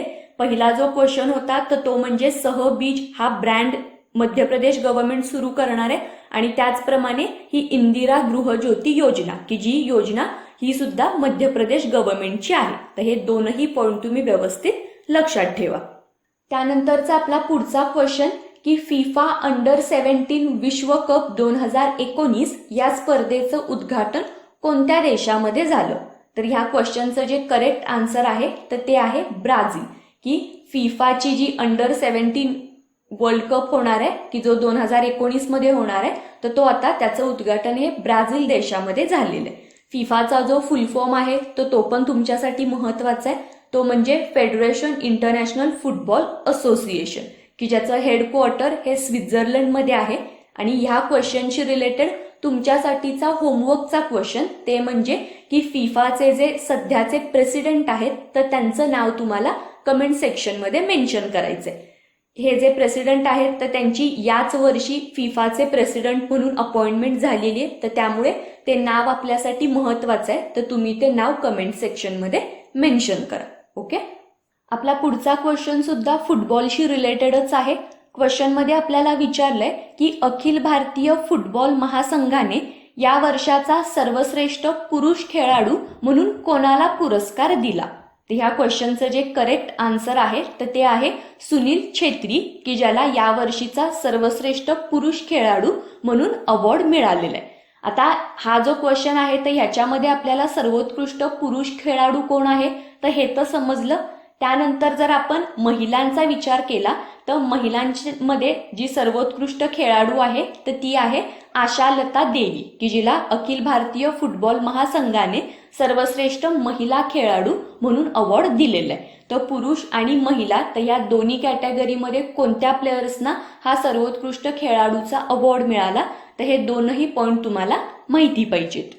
त्यानंतरचा आपला पुढचा क्वेश्चन की राष्ट्रकूट वेटलिफ्टिंग स्पर्धेत 49 किलो वजनी गटामध्ये कुणाला सुवर्ण पदक मिळालं. आता हे जे सुवर्ण पदक आहे तर ते यावर्षी मीराबाई चानू तर या खेळाडूला मिळालेलं आहे. मीराबाई चानू ही मणिपूरची प्लेयर आहे, मणिपूरची ती वेटलिफ्टर आहे आणि मीरा चानू यांना यावर्षी पद्मश्री अवॉर्ड सुद्धा मिळालेला आहे. त्याचप्रमाणे 2018 मध्ये त्यांना राजीव गांधी खेलरत्न पुरस्कार सुद्धा देण्यात आलेला आहे. तर मीरा चानू यांच्याबद्दलची ही सगळी माहिती तुम्ही व्यवस्थित लिहून ठेवायची. आणि त्यांनी कॉमनवेल्थमध्ये हे गोल्ड मेडल मिळवलेलं आहे. तर हा पण पॉइंट जो आहे तर तो एक्झामच्या दृष्टीने आपल्यासाठी महत्वाचा आहे की समर युनिव्हर्सिटी गेम्समध्ये 100 मीटर स्पर्धेमध्ये कुणी सुवर्ण पदक मिळवलं. तर ही जी समर युनिव्हर्सिटी गेम होते तर त्याच्यामध्ये दूती चंद्र तर ही जी ओडिसाची प्लेयर आहे तर या ओडिसाच्या प्लेयरनी हे गोल्ड मेडल मिळवलेलं आहे. ही जी समर युनिव्हर्सिटी गेम्स होते तर ते यावर्षी इटलीमध्ये आयोजित झालेले होते. तर हे पण पॉइंट लक्षात ठेवा. आणि दूती चंद्र तर हे नाव एक्झामच्या दृष्टीने खूप महत्वाचं आहे. त्यानंतरचा आपला नेक्स्ट क्वेश्चन की नुकतंच स्पेनच्या रेसलिंग ग्रँड प्री या स्पर्धेमध्ये विनेश फोगाटने कोणतं पदक जिंकलं. तर जी स्पेनची रेसलिंग ग्रँड प्री होती तर या प्रीमध्ये विनेश फोगाटनी गोल्ड मेडल मिळवलेलं आहे. 53 किलो या वजनी गटामध्ये विनेश फोगाटला हे गोल्ड मेडल मिळालेलं आहे. तशाच पद्धतीने अजून एक भारताची प्लेयर की जिला गोल्ड मेडल मिळालेलं आहे पण ते वेगळ्या कॅटेगरीमध्ये मिळालेलं आहे, ते म्हणजे की 68 kg ह्या वजनी गटामध्ये दिव्या कक्रान तर ह्या प्लेयरला गोल्ड मेडल मिळालेलं आहे. तर ह्या दोन्ही प्लेयरचं नाव तुम्ही व्यवस्थित लक्षात ठेवा. त्यांचं जे स्पोर्ट्स कॅटेगरी आहे तर ती वेगवेगळी आहे, तर त्यामुळे ही दोन्ही नावं तुम्ही व्यवस्थित नोट डाऊन करा. त्यानंतरचा तर आपल्या आजच्या लेक्चरमधला शेवटचा क्वेश्चन की ह्या क्वेश्चनमध्ये आपल्याला विचारलंय भारतीय क्रिकेट अकादमीचे प्रमुख म्हणून कोणाची नियुक्ती झाली. तर ह्या क्वेश्चनचं करेक्ट आन्सर आहे ते म्हणजे राहुल द्रविड, की रिसेंटलीच बीसीसीआयने राहुल द्रविड यांची भारतीय क्रिकेट अकादमीचे प्रमुख तर या पदावरती अपॉइंटमेंट केलेली आहे. त्यानंतर नेक्स्ट क्वेश्चन की नुकतंच राजघाट ऊर्जा प्रकल्पाचं रूपांतर हे सोलर पार्कमध्ये करण्याची घोषणा कोणत्या राज्य सरकारने केली. तर ह्या क्वेश्चनचं जे करेक्ट आन्सर आहे तर ते आहे दिल्ली, की रिसेंटलीच हा जो राजघाटचा थर्मल पॉवर प्लांट आहे तर या पॉवर प्लांटला बंद करून त्याच ठिकाणी सोलर पार्क तयार केलं जाईल. तर अशा पद्धतीची घोषणा ही दिल्ली गव्हर्नमेंटने केलेली आहे. दिल्ली आणि दिल्लीच्या आसपासचा जो प्रदेश आहे तर तिथलं जे प्रदूषण आहे तर ते लक्षात घेता हा थर्मल पॉवर प्लांट बंद करण्याचा निर्णय आणि त्याच ठिकाणी सोलर पार्क तयार करण्याचा डिसिजन हा रिसेंटलीच दिल्ली गव्हर्नमेंटने घेतलेला आहे. ओके. त्यानंतरचा आपला पुढचा क्वेश्चन की मानव संसाधन मंत्रालयाने जाहीर केलेल्या अहवालानुसार भारतीय शिक्षण क्षेत्रामध्ये सर्वोत्कृष्ट कामगिरी करणारं राज्य किंवा केंद्रशासित प्रदेश कोणता. तर ह्या क्वेश्चनचं जे करेक्ट आन्सर आहे तर ते आहे चंदीगड. रिसेंटलीच मानव संसाधन मंत्रालयाने परफॉर्मन्स ग्रेडिंग इंडेक्स 2019 तर हा अहवाल पब्लिश केला की ज्यानुसार चंदीगडची शिक्षण क्षेत्रामधली कामगिरी ही सर्वोत्तम आहे. त्यानंतर जर आपण सेकंड पोझिशनचा विचार केला तर सेकंड पोझिशनवरती आहे केरळ, की केरळ या राज्याचा साक्षरता दर हा भारतामध्ये सर्वात जास्त आहे. आणि त्यानंतर या अहवालानुसार थर्ड पोझिशनवरती आहे गुजरात. ओके. तर ही जी पहिली 3 पोझिशनची राज्य आहेत तर ती तुम्ही व्यवस्थित लक्षात ठेवा. पहिलं म्हणजे चंदीगड, त्यानंतर केरळ आणि थर्ड पोझिशन गुजरात.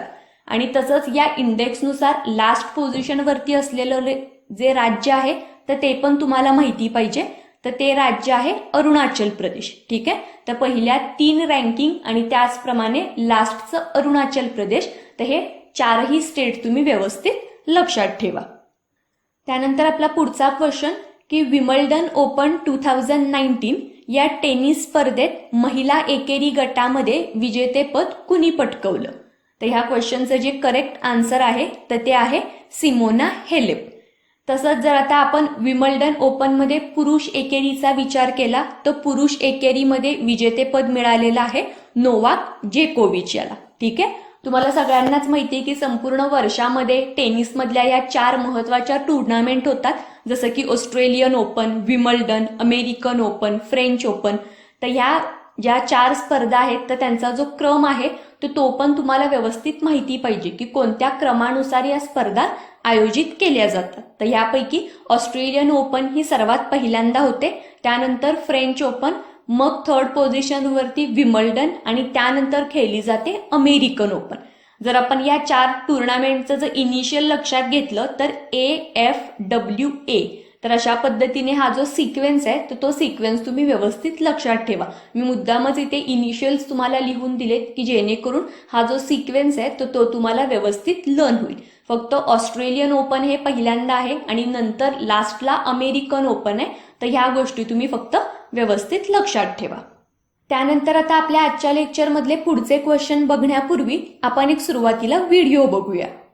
हा जो व्हिडिओ आहे तर तो 1992ला ज्या बार्सिलोना या ठिकाणी झालेल्या ज्या ऑलिम्पिक होत्या तर आपण जे काही टार्गेट ठरवलेलं आहे किंवा आपली जी काही फिनिशिंग लाईन आहे की जिथपर्यंत आपल्याला पोहोचायचं आहे तर तिथपर्यंत आपण शेवटपर्यंत पोहोचलंच पाहिजे. आणि जोपर्यंत तुम्ही गिव्हअप करत नाही, तुम्ही त्या गोष्टीचा नाद सोडत नाही, तर तोपर्यंत तुम्ही अपयशी ठरलात असं नसतं. म्हणजे जरी तुम्हाला एकदा फेल्युअर आलं, 2दा फेल्युअर आलं, पण जोपर्यंत तुम्ही ती गोष्ट अचीव्ह करण्यासाठी प्रयत्न करताय तर तोपर्यंत तुम्ही त्या रेसमधून बाहेर पडलेला नसता आणि तुमचं हे जे स्पिरिट आहे तर तेच स्पिरिट तुम्हाला एंड मोमेंटला तुमचं जे काही टार्गेट आहे तर ते अचीव्ह करण्यासाठी मदत करणार आहे. तर त्यामुळे फेल्युअरला घाबरून तुम्ही कधीच गिव्हअप करू नका, तर अगदी शेवटपर्यंत तुम्ही प्रयत्न करा. एक ना एक दिवस तुम्हाला तुम्ही जे काही टार्गेट ठरवलेलं आहे तर ते अचीव्ह करण्यामध्ये नक्कीच यश मिळेल. आणि ही जी या ब्रिटिश ॲथलीटची स्टोरी आहे तर ती आपल्या सगळ्यांसाठीच खूप इन्स्पिरेशनल आहे. ओके, तर आता हा व्हिडिओ बघितल्यानंतर आपण आपल्या पुढच्या लेक्चरकडे वळूयात आणि आपला पुढचा क्वेश्चन बघूयात की जागतिक युवा कौशल्य दिवस कधी साजरा केला जातो. तर हा जो दिवस आहे तर तो दरवर्षी युनायटेड नेशनकडून सेलिब्रेट केला जातो आणि 15 जुलैला हा जागतिक युवा कौशल्य दिवस हा सेलिब्रेट केला जातो. 2019ची जी थीम आहे तर ती आहे learning to learn for life and work. Okay, तर ही थीम पण तुम्ही व्यवस्थित नोट डाऊन करा. त्यानंतरचा आपला पुढचा क्वेश्चन की 2020 मध्ये देण्यात येणाऱ्या आंतरराष्ट्रीय बुकर पुरस्कारासाठी निवडलेल्या 5 सदस्य निवड समितीमध्ये खालीलपैकी कोणत्या भारतीय लेखकाची निवड झाली. ह्या क्वेश्चनचं जे करेक्ट आन्सर आहे तर ते आहे जीत थाई. की 2020 मध्ये जे आंतरराष्ट्रीय बुकर अवॉर्ड देणार आहेत तर ते कुणाला दिले जातील, तर तो जो विनर निवडण्यासाठी जी निवड समिती बनवली जाते म्हणजे ज्यालाच आपण एक जज पॅनल असं म्हणू शकतो, तर त्या पॅनलवरती अपॉइंट झालेले हे भारतीय लेखक आहेत की ज्यांचं नाव आहे जीत थाई. ठीक आहे, आता तुमच्यासाठीचा अगदी छोटासा होमवर्कचा क्वेश्चन ते म्हणजे 2019चे जे बुकर अवॉर्ड्स आहेत तर ते कुणाला मिळालेत तर ते तुम्ही कमेंटमध्ये मेन्शन करा. ठीक आहे, त्यानंतर एक महत्वाची अपॉइंटमेंट आपण बघतोय की हिमाचल प्रदेशचे राज्यपाल म्हणून कोणाची नियुक्ती झाली. तर हिमाचल प्रदेशचे जे नवीन राज्यपाल असणार आहेत तर ते आहे कालराज मिश्रा. हे उत्तर प्रदेशमधले बीजेपीचे एक वरिष्ठ नेते आहेत की ज्यांची आता हिमाचल प्रदेशचे राज्यपाल म्हणून अपॉइंटमेंट झालेली आहे. त्यानंतरचा आपला पुढचा क्वेश्चन, क्लांदो स्मृती ॲथलेटिक्स स्पर्धेत 2000 मीटर शर्यतीमध्ये सुवर्णपदक कुणी पटकावलं. या क्वेश्चनचं करेक्ट आन्सर आहे ते म्हणजे हिमा दास. झेक प्रजासत्ताक या देशामध्ये या स्पर्धेचं आयोजन केलं गेलं की जिथे हिमा दास हिने सुवर्णपदक मिळवलेलं आहे. तसंच आता ही जी क्लांदो स्मृती ॲथलेटिक्स स्पर्धा आहे तर याच ठिकाणी 400 मीटरमध्ये मोहम्मद अनस तर ह्याने सुद्धा सुवर्णपदक मिळवलेलं आहे. तर ही 2 नावं तुम्ही व्यवस्थित लक्षात ठेवा. आणि त्याचप्रमाणे हिना दास हिच्या बाबतीतली अजून एक महत्वाची गोष्ट ती म्हणजे 2018 मध्ये फिनलंडमध्ये जी वर्ल्ड ज्युनियर ॲथलेटिक चॅम्पियनशिप झालेली होती तर त्या ठिकाणी पण हिमा दास हिला गोल्ड मेडल मिळालेलं होतं आणि या स्पर्धेमध्ये गोल्ड मेडल मिळवणारी ती पहिली भारतीय होती. तर त्यामुळे हिमा दास हे नाव आपल्यासाठी खूप महत्वाचं आहे. ठीक आहे. त्यानंतरचा आपला नेक्स्ट क्वेश्चन की जागतिक आरोग्य संघटनेने म्हणजेच WHO कोणत्या देशाला गोवरमुक्त देश म्हणून घोषित केलं? तर रिसेंटलीच WHO श्रीलंकेला गोवरमुक्त देश म्हणून घोषित केलेलं आहे. हा क्वेश्चन खूप महत्वाचा आहे, याला व्यवस्थित स्टार मार्क करून नोट डाऊन करायचंय. कारण WHO देशांना दिलेली ही जी रँकिंग असते किंवा एखाद्या देशाला ह्या रोगापासून मुक्त असं जे घोषित केलेलं असतं तर त्याच्यावरती आपल्याला डेफिनेटली क्वेश्चन विचारले जातात. तर गोवरमुक्त देश म्हणून श्रीलंकेला WHO घोषित केलेलं आहे. ठीक आहे. त्यानंतरचा आता आपल्या आजच्या लेक्चरमधला शेवटचा क्वेश्चन की वैश्विक बहुआयामी गरिबी सूचकांक कोणी जाहीर केला? तर हा जो वैश्विक बहुआयामी गरिबी सूचकांक आहे तर तो UNDP कडून जाहीर केला जातो. आणि 2006 ते 2016 तर या काळामध्ये 271 मिलियन लोकांना गरिबीतून बाहेर काढण्यामध्ये भारताला यश मिळालेलं आहे. तर असं सुद्धा या अहवालामध्ये मेन्शन केलेलं आहे. ठीक आहे. अनुसुया उडके यांच्या कोणत्या राज्याची राज्यपाल म्हणून नियुक्ती झाली? तर आता ह्या क्वेश्चनचं जे करेक्ट आन्सर आहे तर ते आहे छत्तीसगड. की छत्तीसगडच्या नवीन राज्यपाल म्हणून अनुसुया उडके यांची रिसेंटलीच अपॉइंटमेंट झालेली आहे. तुम्हाला आठवत असेल आपण गेल्या 1-2 लेक्चरमध्ये राज्यपालांशी रिलेटेड बरेचसे क्वेश्चन बघितलेले आहेत की रिसेंटली बऱ्याचशा राज्यांचे जे राज्यपाल आहेत तर त्यांची नव्याने अपॉइंटमेंट झालेली आहे. जसं की आंध्र प्रदेशचे जे राज्यपाल आहेत तर ते सुद्धा आता नवीन अपॉइंट झालेले आहेत ज्यांचं नाव आहे बिस्वा भूषण. ठीक आहे. तसंच छत्तीसगडच्या या अनुसुया उडके आणि त्याचप्रमाणे हिमाचल प्रदेशचे जे राज्यपाल आहेत तर ते सुद्धा आता रिसेंटलीच नवीन अपॉइंट झालेले आहेत. आपण लास्ट लेक्चरमध्येच हा क्वेश्चन बघितलेला होता तर त्यामुळे हा क्वेश्चन आणि त्याचा आन्सर हे तुम्ही कमेंटमध्ये मेन्शन करायचे की हिमाचल प्रदेशचे जे नवीन राज्यपाल आहेत तर त्यांचं नाव काय आहे. आपण मागच्या लेक्चरमध्येच त्यांच्याबद्दलची माहिती बघितलेली आहे तर त्यामुळे मला खात्री आहे की तुम्ही सगळेजण ह्या क्वेश्चनचं अगदी करेक्ट आन्सर कमेंटमध्ये मेन्शन कराल. त्यानंतरचा आपला पुढचा क्वेश्चन की SDG ज्यालाच आपण सस्टेनेबल डेव्हलपमेंट इंडेक्स म्हणतो तर हा इंडेक्स 2019 तर ह्याचा जो अहवाल रिसेंटलीच पब्लिश झालेला आहे तर या अहवालानुसार अव्वल स्थानी कोणता देश आहे तर ते आपल्याला सांगायचे की SDGच्या इंडेक्सनुसार यावर्षी 2019 मध्ये फर्स्ट पोझिशनवरती आहे डेन्मार्क. त्यानंतर सेकंड पोझिशनवरती आहे स्वीडन. ठीक आहे. जर आपण आपल्या भारताचा विचार केला तर भारत या रँकिंगमध्ये 115व्या पोझिशनवरती आहे. तर त्यामुळे हे जे पहिले 2 देश आहेत ते तर तुम्ही कंपल्सरी लक्षात ठेवाच, पण त्याचबरोबर भारताचा रँक कितवा आहे तर हे सुद्धा आपल्याला माहिती पाहिजे.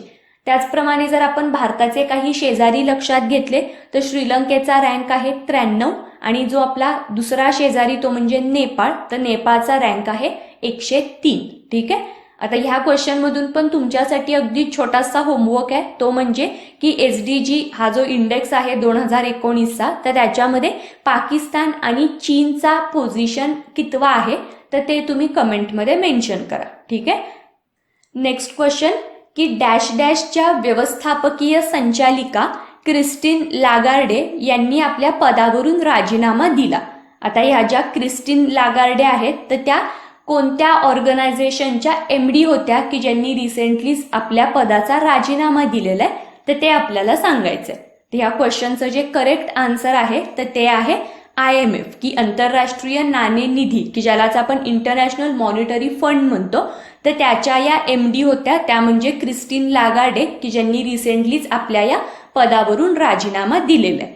IMFची जी स्थापना झालेली होती तर ती 1945ला झालेली आहे आणि त्याचं जे हेडक्वार्टर आहे तर ते अमेरिकेमध्ये वॉशिंग्टन DC इथे आहे.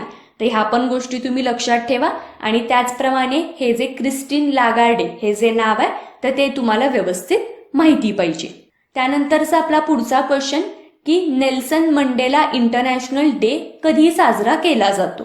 तर हा जो नेल्सन मंडेला इंटरनॅशनल डे आहे तर तो दरवर्षी 18 जुलैला सेलिब्रेट केला जातो. हा जो दिवस आहे तर तो युनायटेड नेशन कडून सेलिब्रेट केला जातो. तर हा पण पॉइंट लक्षात ठेवा. आणि आता हे जे नेल्सन मंडेला आहेत तर ते कोण होते तर ते साऊथ आफ्रिकेचे पहिले कृष्णवर्णीय पंतप्रधान होते. त्यांना नोबेल पीस प्राइज सुद्धा मिळालेला आहे. त्याचप्रमाणे त्यांना भारतरत्न सुद्धा मिळालेला आहे. आणि हा जो 18 जुलै हा जो दिवस सेलिब्रेट केला जातो तर तो त्यांचा जन्मदिवस आहे, की जो नेल्सन मंडेला इंटरनॅशनल डे म्हणून संपूर्ण जगामध्ये सेलिब्रेट होतो. ठीक आहे. त्यानंतरचा आपला पुढचा क्वेश्चन आहे की कलिंगा साहित्य युवा पुरस्कार कोणाला जाहीर झाला. तर आता हा जो कलिंगा साहित्य युवा पुरस्कार आहे तर तो यावर्षी केदार मिश्रा तर यांना जाहीर झालेला आहे. इथे तर ऑप्शनमध्ये तुम्हाला जी इतर 3 नावं दिलेली आहेत तर त्यांना सुद्धा बरेचसे पुरस्कार देण्यात आलेले आहेत.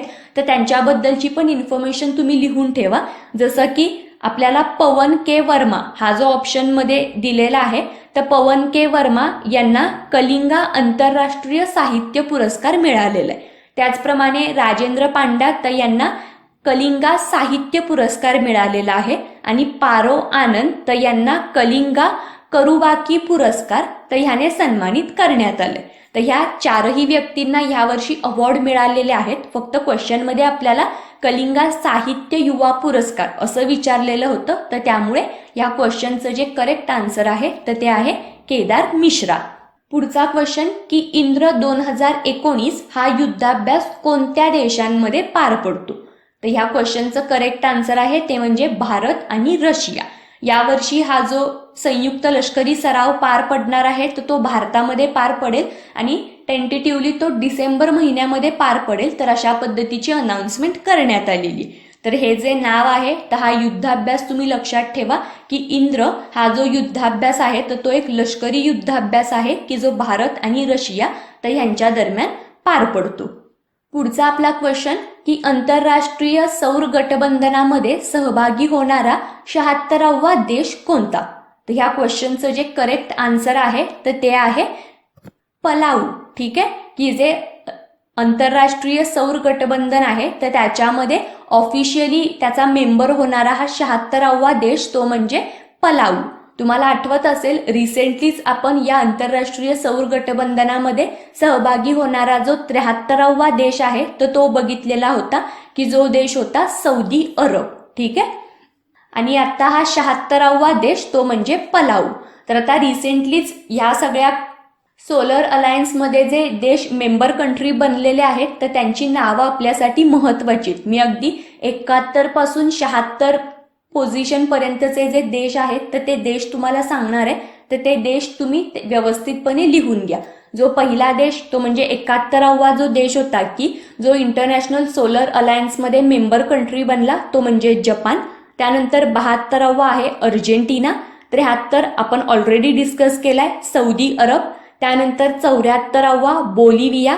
75 युनायटेड किंगडम आणि आता 76वा तो म्हणजे पलाऊ. ओके. तर हे 6 देश तुम्ही व्यवस्थितपणे लक्षात ठेवायचे कारण ते रिसेंटलीच मेंबर कंट्री बनलेले. तर ह्यापैकी कुठल्याही देशाचं रँकिंग आपल्याला विचारलं जाऊ शकतं. तसंच आता सौदी अरब विषयी अजून एक महत्वाचा पॉइंट तुम्ही लक्षात ठेवायचा आहे ते म्हणजे की 2020 मधली जी आपली G20 समिट होणार आहे तर ती सुद्धा सौदी अरबमध्ये होणार आहे. ठीक आहे. तर हा पण पॉइंट नोट डाऊन करा. त्यानंतरचा आपला पुढचा क्वेश्चन की ISSF विश्वकप 2020 या स्पर्धेचे आयोजन कोणत्या देशामध्ये केलं जाणार आहे. तर ह्या क्वेश्चनचं करेक्ट आन्सर आहे ते म्हणजे भारत. की पुढच्या वर्षी ISSF विश्वकप जो ऑर्गनाईज केला जाईल तर तो आपल्या भारतामध्ये केला जाणार आहे. ISSF तर ह्याचा जो फुल फॉर्म आहे तर तो पण लक्षात ठेवा ते म्हणजे इंटरनॅशनल शूटिंग स्पोर्ट्स फेडरेशन. ठीक आहे. याची स्थापना 1909 मध्ये झालेली आहे की ज्याचं हेडक्वार्टर हे जर्मनीमधलं म्युनिक या ठिकाणी आहे. आणि तुमच्यासाठीचा अजून एक होमवर्कचा क्वेश्चन तो म्हणजे ISSFचे रिसेंटलीच जे प्रेसिडेंट आहेत तर त्यांचं नाव हे तुम्ही कमेंटमध्ये मेन्शन करायचंय. ठीक आहे. नेक्स्ट क्वेश्चन खालीलपैकी कोणाला अर्जुन पुरस्काराने सन्मानित करण्यात आलं. रिसेंटलीच अर्जुन पुरस्कार हा 2 प्लेयर्सना देण्यात आलेला आहे. तर त्यांचं नाव ते म्हणजे रोहन बोपन्ना आणि स्मृती मंधाना. तर त्यामुळे वरीलपैकी दोन्ही तर हे या क्वेश्चनचं आपलं करेक्ट आन्सर असेल. जे रोहन बोपन्ना आहेत तर ते एक टेनिस प्लेअर आहेत आणि मुख्यत्वे ते दुहेरी ज्या मॅचेस असतात की ज्याला आपण मिक्स मॅचेस म्हणतो तर तशा पद्धतीच्या मॅचेस त्या खेळतात. आणि दुसरी जी आपली प्लेयर की जिला अर्जुन पुरस्काराने सन्मानित करण्यात आलं ती म्हणजे स्मृती मंधाना, की जी इंडियन वुमन्स क्रिकेट टीममध्ये बॅट्समन आहे.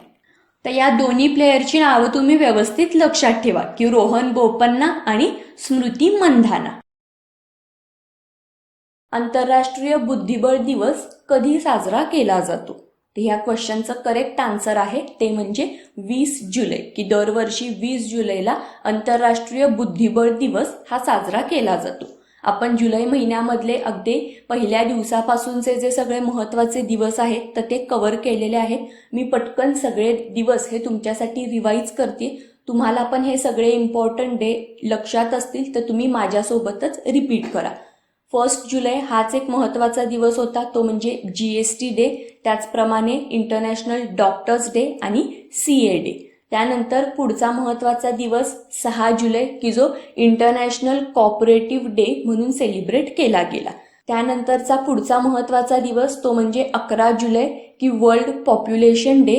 12 जुलै जागतिक मलाला दिवस. त्यानंतर 15 जुलै हा जागतिक युवा कौशल्य दिवस म्हणून सेलिब्रेट झाला. आणि लास्टचा म्हणजे 18 जुलै, की जो नेल्सन मंडेला डे म्हणून आपण सेलिब्रेट केला. लास्ट लेक्चरमध्येच आपण त्याच्याबद्दलची पण इन्फॉर्मेशन बघितली. आणि त्यानंतर 18 जुलै नंतरचा 20 जुलै, की जो आंतरराष्ट्रीय बुद्धिबळ दिवस म्हणून साजरा केला जातो. तर तुम्ही सुद्धा अशाच सिक्वेन्समध्ये हे सगळे महत्त्वाचे दिवस वरचेवर रिवाईज करत चला, की जेणेकरून हा फॅक्च्युअल डेटा कायमस्वरूपी तुमच्या लक्षात राहील. पुढचा question, Kargil the untold stories from the war या पुस्तकाचे लेखक कोण आहेत?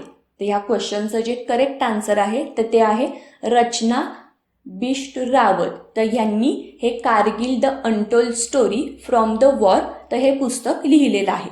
आता हे पुस्तक महत्त्वाचं का आहे? कारण ह्याच वर्षी कारगिल युद्धाला 20 वर्ष कंप्लीट झालेले आहेत, तर त्यामुळे बरेचसे इव्हेंट हे यावर्षी ऑर्गनाईज केले जातात.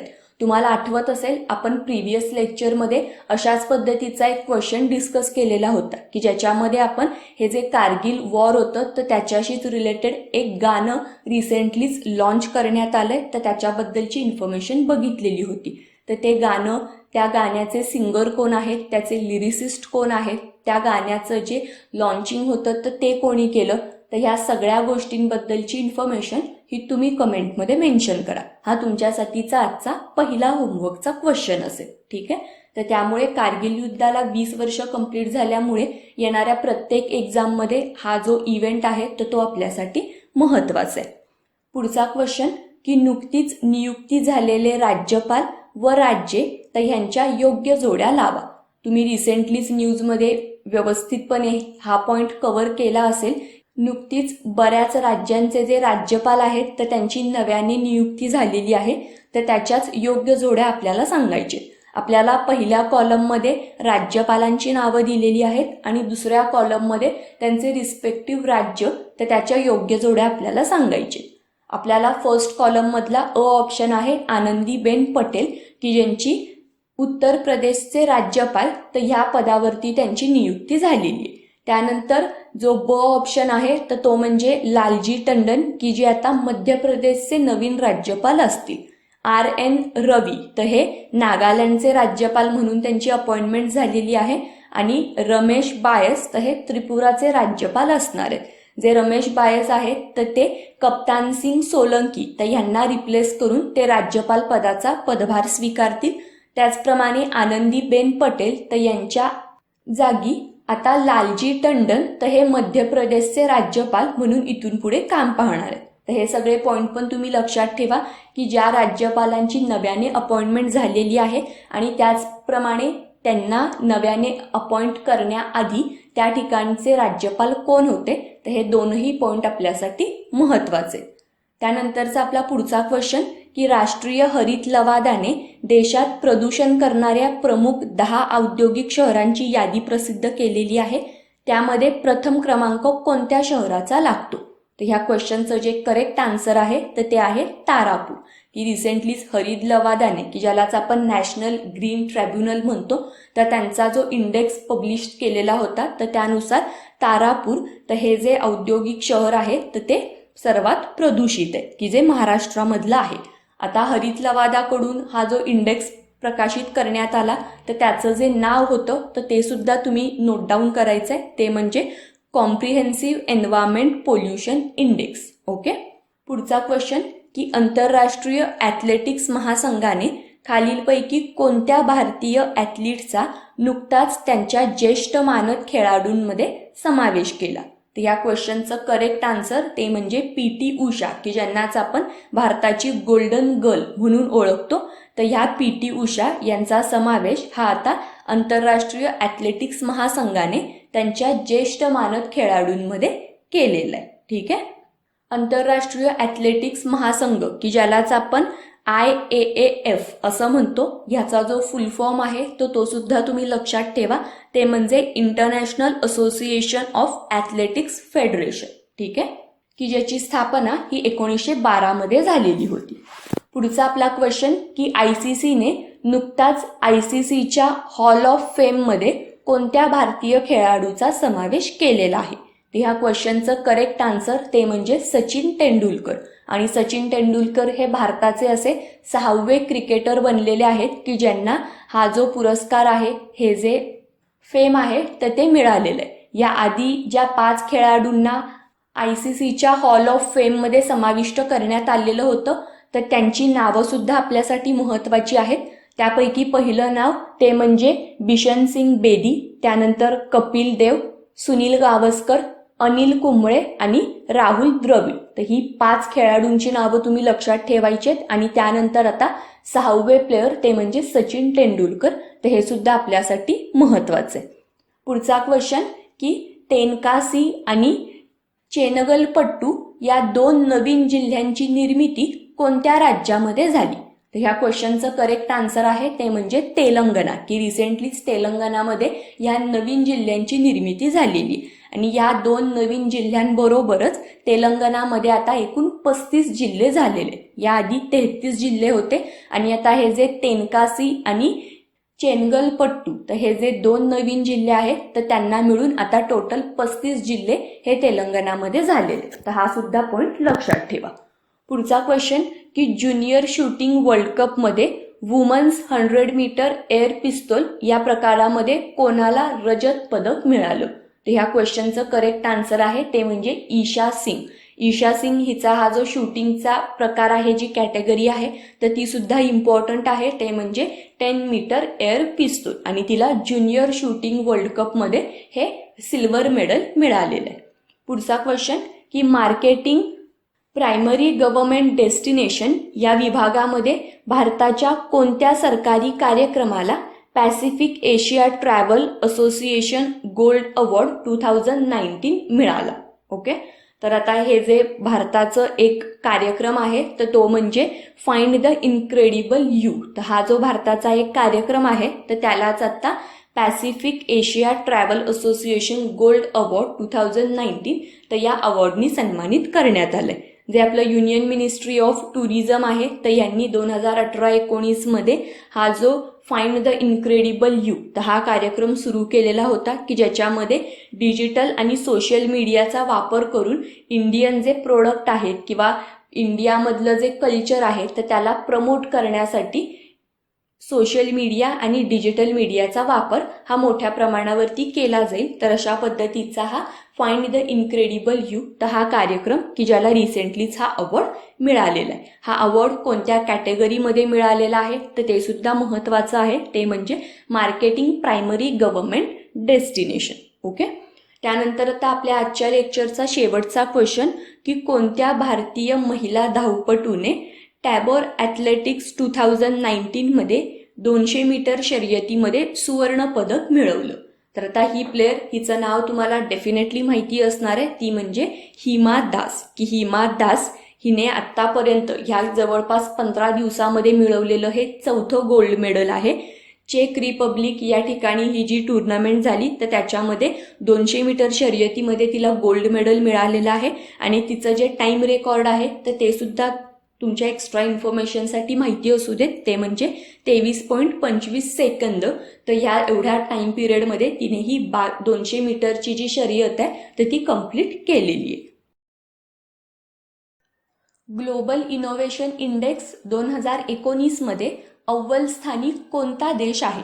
या क्वेश्चनचं करेक्ट आन्सर आहे ते म्हणजे स्वित्झर्लंड, की ग्लोबल इनोव्हेशन इंडेक्स 2019 मध्ये फर्स्ट पोझिशनवरती आहे स्वित्झर्लंड.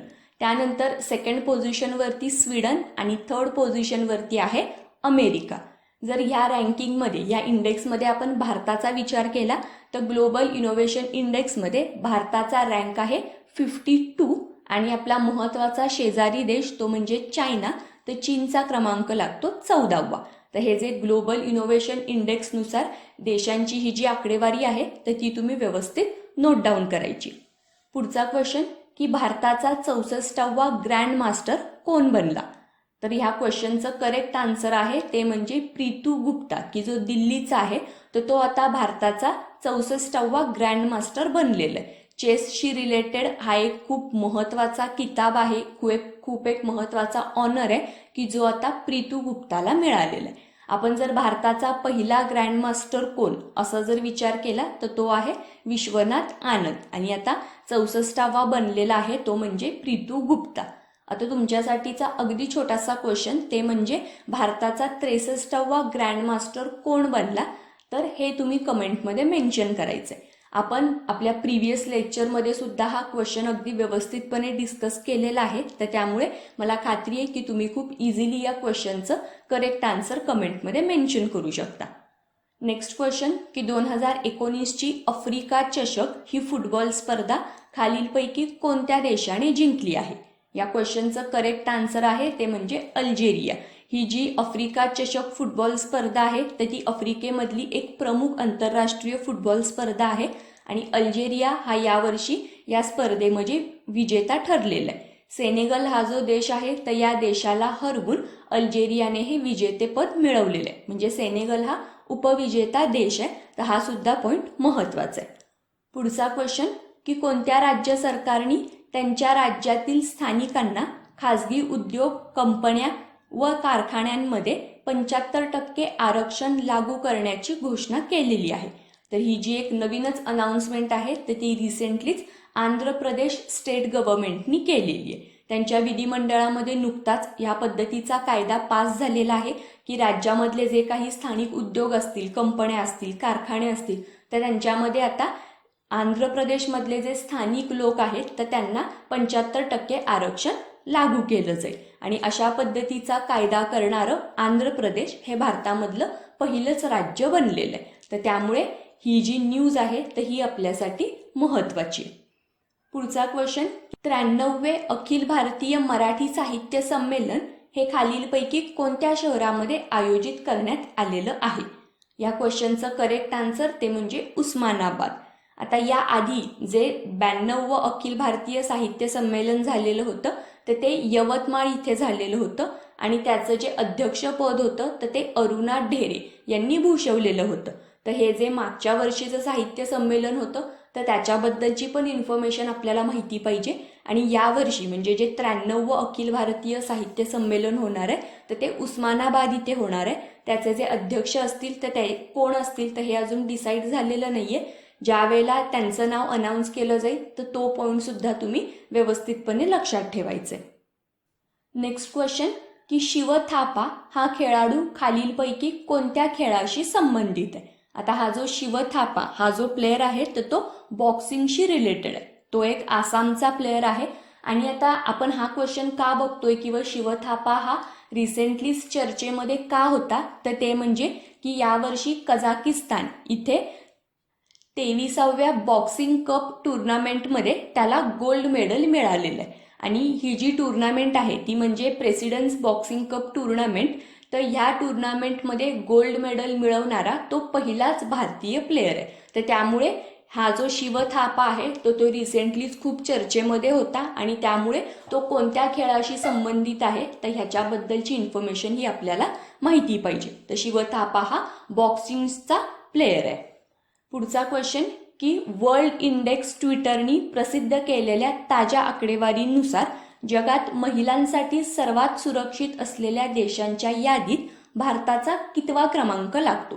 या क्वेश्चनचं करेक्ट आन्सर आहे ते म्हणजे 108वा, की वर्ल्ड इंडेक्स ट्विटरनी जी यादी प्रसिद्ध केलेली आहे तर त्याच्यामध्ये महिलांसाठी एक सेफ कंट्री, एक सेफ एन्व्हायरमेंट असलेला देश, तर ह्या यादीमध्ये 108व्या पोझिशनवरती आहे भारत. जर आपण या रँकिंगमध्ये फर्स्ट पोझिशनचा विचार केला तर महिलांसाठी सर्वात सुरक्षित असलेला देश तो म्हणजे आइसलंड. त्यानंतर सेकंड पोझिशनवरती आहे नॉर्वे आणि थर्ड पोझिशनवरती आहे स्वीडन.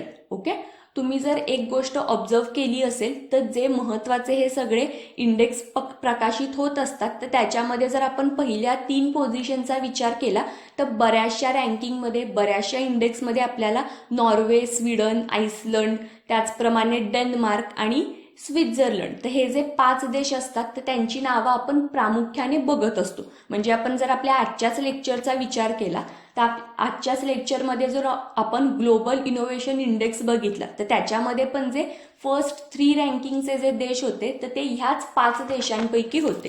तर त्यामुळे तुम्ही हे जे सगळे पॉइंट आहेत ते हे थोडेसे लक्षात ठेवत चला की जेणेकरून ज्या वेळेला तुम्ही थोडंसं गेसवर्क करत असता तर त्यावेळेला या गोष्टींचा फायदा हा तुम्हाला येणाऱ्या एक्झाममध्ये होईल. ओके, पुढचा क्वेश्चन की बिहारच्या राज्यपालपदी कोणाची नियुक्ती करण्यात आलेली. तुम्हाला लक्षात आलं असेल की बरेचसे लेक्चरमध्ये आपण हा जो इश्यू आहे तर तो कव्हर करतोय, कारण रिसेंटलीच भारतामधल्या बऱ्याचशा राज्यांचे जे राज्यपाल आहेत तर ते आता नव्याने अपॉइंट झालेले आहेत आणि त्यापैकी हे जे आता बिहारचे नवीन राज्यपाल असणार आहेत तर ते असणार आहेत फगू चौहान. ओके, आता हे फगू चौहान ते कोण आहेत आणि त्यांच्याबद्दलची जी एक्स्ट्रा इन्फॉर्मेशन आहे तर ती तुम्ही सर्च करायची आणि ती कमेंट सेक्शनमध्ये मेन्शन करायची. ठीक आहे, पुढचा क्वेश्चन की संगीत अकादमीकडून देण्यात येणारा 2019चा संगीत कलानिधी पुरस्कार नुकताच खालीलपैकी कोणाला जाहीर झालेला आहे. तर ह्या क्वेश्चनचं जे करेक्ट आन्सर आहे तर ते आहे डॉक्टर एम सौम्या. आता ह्या ज्या डॉक्टर एम सौम्या आहेत तर त्या कर्नाटकी शास्त्रीय गायिका आहेत की ज्यांना यावर्षी साहित्य अकादमीकडून हा जो साहित्य कलानिधी पुरस्कार दिला जातो तर तो जाहीर झालेला आहे. तर हे जे डॉक्टर एम सौम्या हे नाव आहे तर ते तुम्ही व्यवस्थित लक्षात ठेवायचे आणि त्याचप्रमाणे त्या कर्नाटकी शास्त्रीय गायिका आहेत तर हा सुद्धा पॉइंट लक्षात ठेवा, कारण बऱ्याच वेळेला आपल्याला जोड्या लावा अशा फॉर्मॅटमध्ये क्वेश्चन विचारले जातात आणि वेगवेगळ्या क्षेत्रामधले जे महत्वाचे व्यक्ती आहेत तर त्यांची नावं आणि त्यांचं रिस्पेक्टिव्ह क्षेत्र कोणतं तर अशा सुद्धा जोड्या लावायला आपल्याला विचारलं जातं. तर अशा क्वेश्चनमध्ये हे सगळे पॉइंट आपल्यासाठी महत्वाचे की बोरिस जॉन्सन हे कोणत्या देशाचे पंतप्रधान म्हणून शपथ घेतील. तर ह्या क्वेश्चनचं करेक्ट आन्सर आहे ते म्हणजे ब्रिटन. हे जे बोरिस जॉन्सन आहेत तर ते लंडनचे माजी महापौर होते आणि आता 7 जूनला थेरेसा मे की ज्या आधी ब्रिटनच्या पंतप्रधान होत्या तर ब्रेक्झिट नंतर त्यांनी आपल्या पंतप्रधान पदाचा राजीनामा दिला आणि त्यानंतर आता बोरिस जॉन्सन हे ब्रिटनचे नवीन पंतप्रधान म्हणून शपथ घेणार आहेत. तर ह्या क्वेश्चनचं करेक्ट आन्सर आहे ते म्हणजे ब्रिटन. कारगिल विजय दिवस कधी साजरा केला जातो. तर ह्या क्वेश्चनचं जे आपलं करेक्ट आन्सर आहे तर ते आहे 26 जुलै आणि यावर्षी कारगिल विजय दिवसाला 20 वर्ष पूर्ण होत आहेत. तर त्यामुळे हा जो कारगिल विजय दिवस आहे तर तो आपल्यासाठी महत्वाचा आहे. 1999 मध्ये हे युद्ध झालेलं होतं की ज्याच्यामध्ये भारताला विजय मिळालेला होता आणि भारतीय सैनिकांचं शौर्य, त्यांचा पराक्रम तर याबद्दल लोकांना माहिती मिळावी म्हणून हा कारगिल विजय दिवस हा सेलिब्रेट केला जातो. यावर्षी कारगिल विजय दिवसाची जी थीम होती तर ती होती रिमेंबर, रिजॉईस अँड रिन्यू. ओके, तर ही थीम सुद्धा तुम्ही व्यवस्थित लक्षात ठेवायची. त्यानंतर आपला पुढचा क्वेश्चन की नुकतेच 200 मीटर बटरफ्लाय स्ट्रोक या प्रकारामध्ये कुणी नवीन रेकॉर्ड बनवला.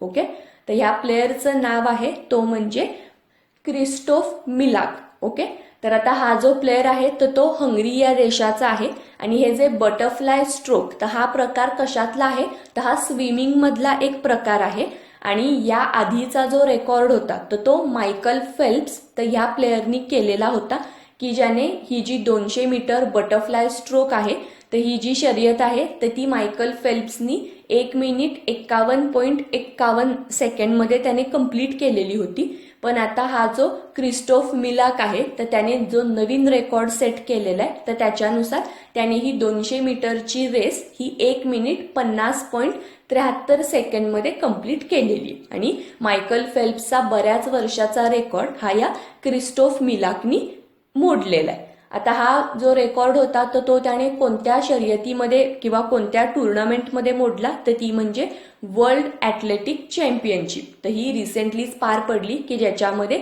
मिलाकने हा नवीन रेकॉर्ड सेट केलाय. ठीक आहे, तर ह्या पण गोष्टी तुम्ही लक्षात ठेवायच्यात. पुढचा क्वेश्चन हा आपला खूप महत्वाचा आहे कारण ती एक खूप महत्वाची अपॉइंटमेंट आहे. क्वेश्चनमध्ये आपल्याला विचारलंय की लोकलेखा समितीचे अध्यक्ष म्हणून कोणाची नियुक्ती झाली. या क्वेश्चनचं करेक्ट आन्सर आहे ते म्हणजे अधीर रंजन, की जे काँग्रेसचे एक नेते आहेत आणि लोकलेखा समितीचे अध्यक्ष म्हणून रिसेंटलीच त्यांची अपॉइंटमेंट झालेली आहे. संरक्षण, रेल्वे, त्याचप्रमाणे कर रचना, नागरी विकास आणि केंद्राच्या ताळेबंदीवरचे कॅगचे जे अहवाल असतात तर त्या अहवालाची छाननी करणं तर हे या लोकलेखा समितीचं प्रमुख काम असतं. आणि या लोकलेखा समितीचे अध्यक्ष हे आता अधीर रंजन बनलेले. ठीक आहे, नेक्स्ट की केंद्र सरकारने भारतीय लष्कराच्या उपप्रमुखपदी नुकतीच खालीलपैकी कोणाची नियुक्ती केली आहे. ह्या क्वेश्चनचं करेक्ट आन्सर आहे ते म्हणजे मनोज मुकुंद नरवणे. आणि भारतीय लष्कराच्या उपप्रमुखपदी अपॉइंटमेंट होणारे ते पहिलेच मराठी व्यक्ती आहेत. तर त्यामुळे त्यांचं नाव हे तुम्ही व्यवस्थित लक्षात ठेवायचे.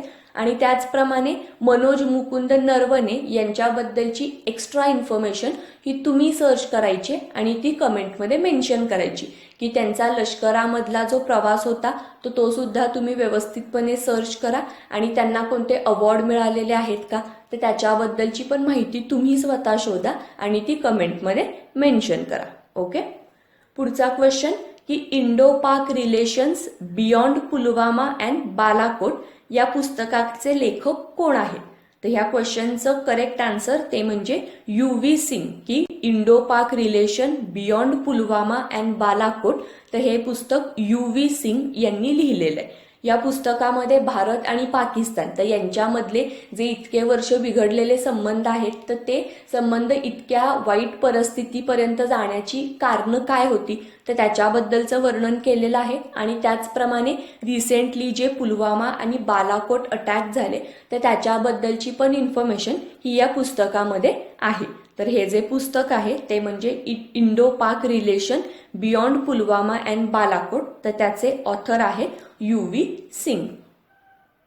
IUCN ने मसाई जिराफला डॅश डॅश म्हणून घोषित केले आहे. आता IUCNचा जो लॉंग फॉर्म आहे तो सुद्धा तुम्ही लक्षात ठेवायचा आहे ते म्हणजे international union for conservation for nature.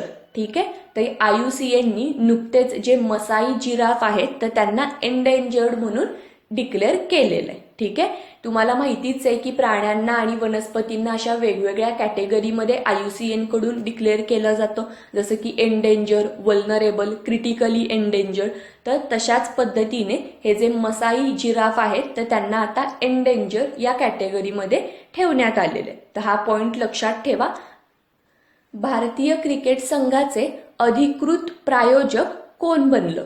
या क्वेश्चनचं करेक्ट आन्सर हे क्रिकेट फॅन्सना डेफिनेटली माहिती असणार आहे ते म्हणजे बायजूज, की जे भारतामधलं एक मोठं ऑनलाईन लर्निंग प्लॅटफॉर्म आहे. तर आता हे जे बायजूज आहे तर ते आता भारतीय क्रिकेट संघाचे अधिकृत प्रायोजक असणार आहेत, म्हणजे ऑफिशियल स्पॉन्सर असणार आहेत.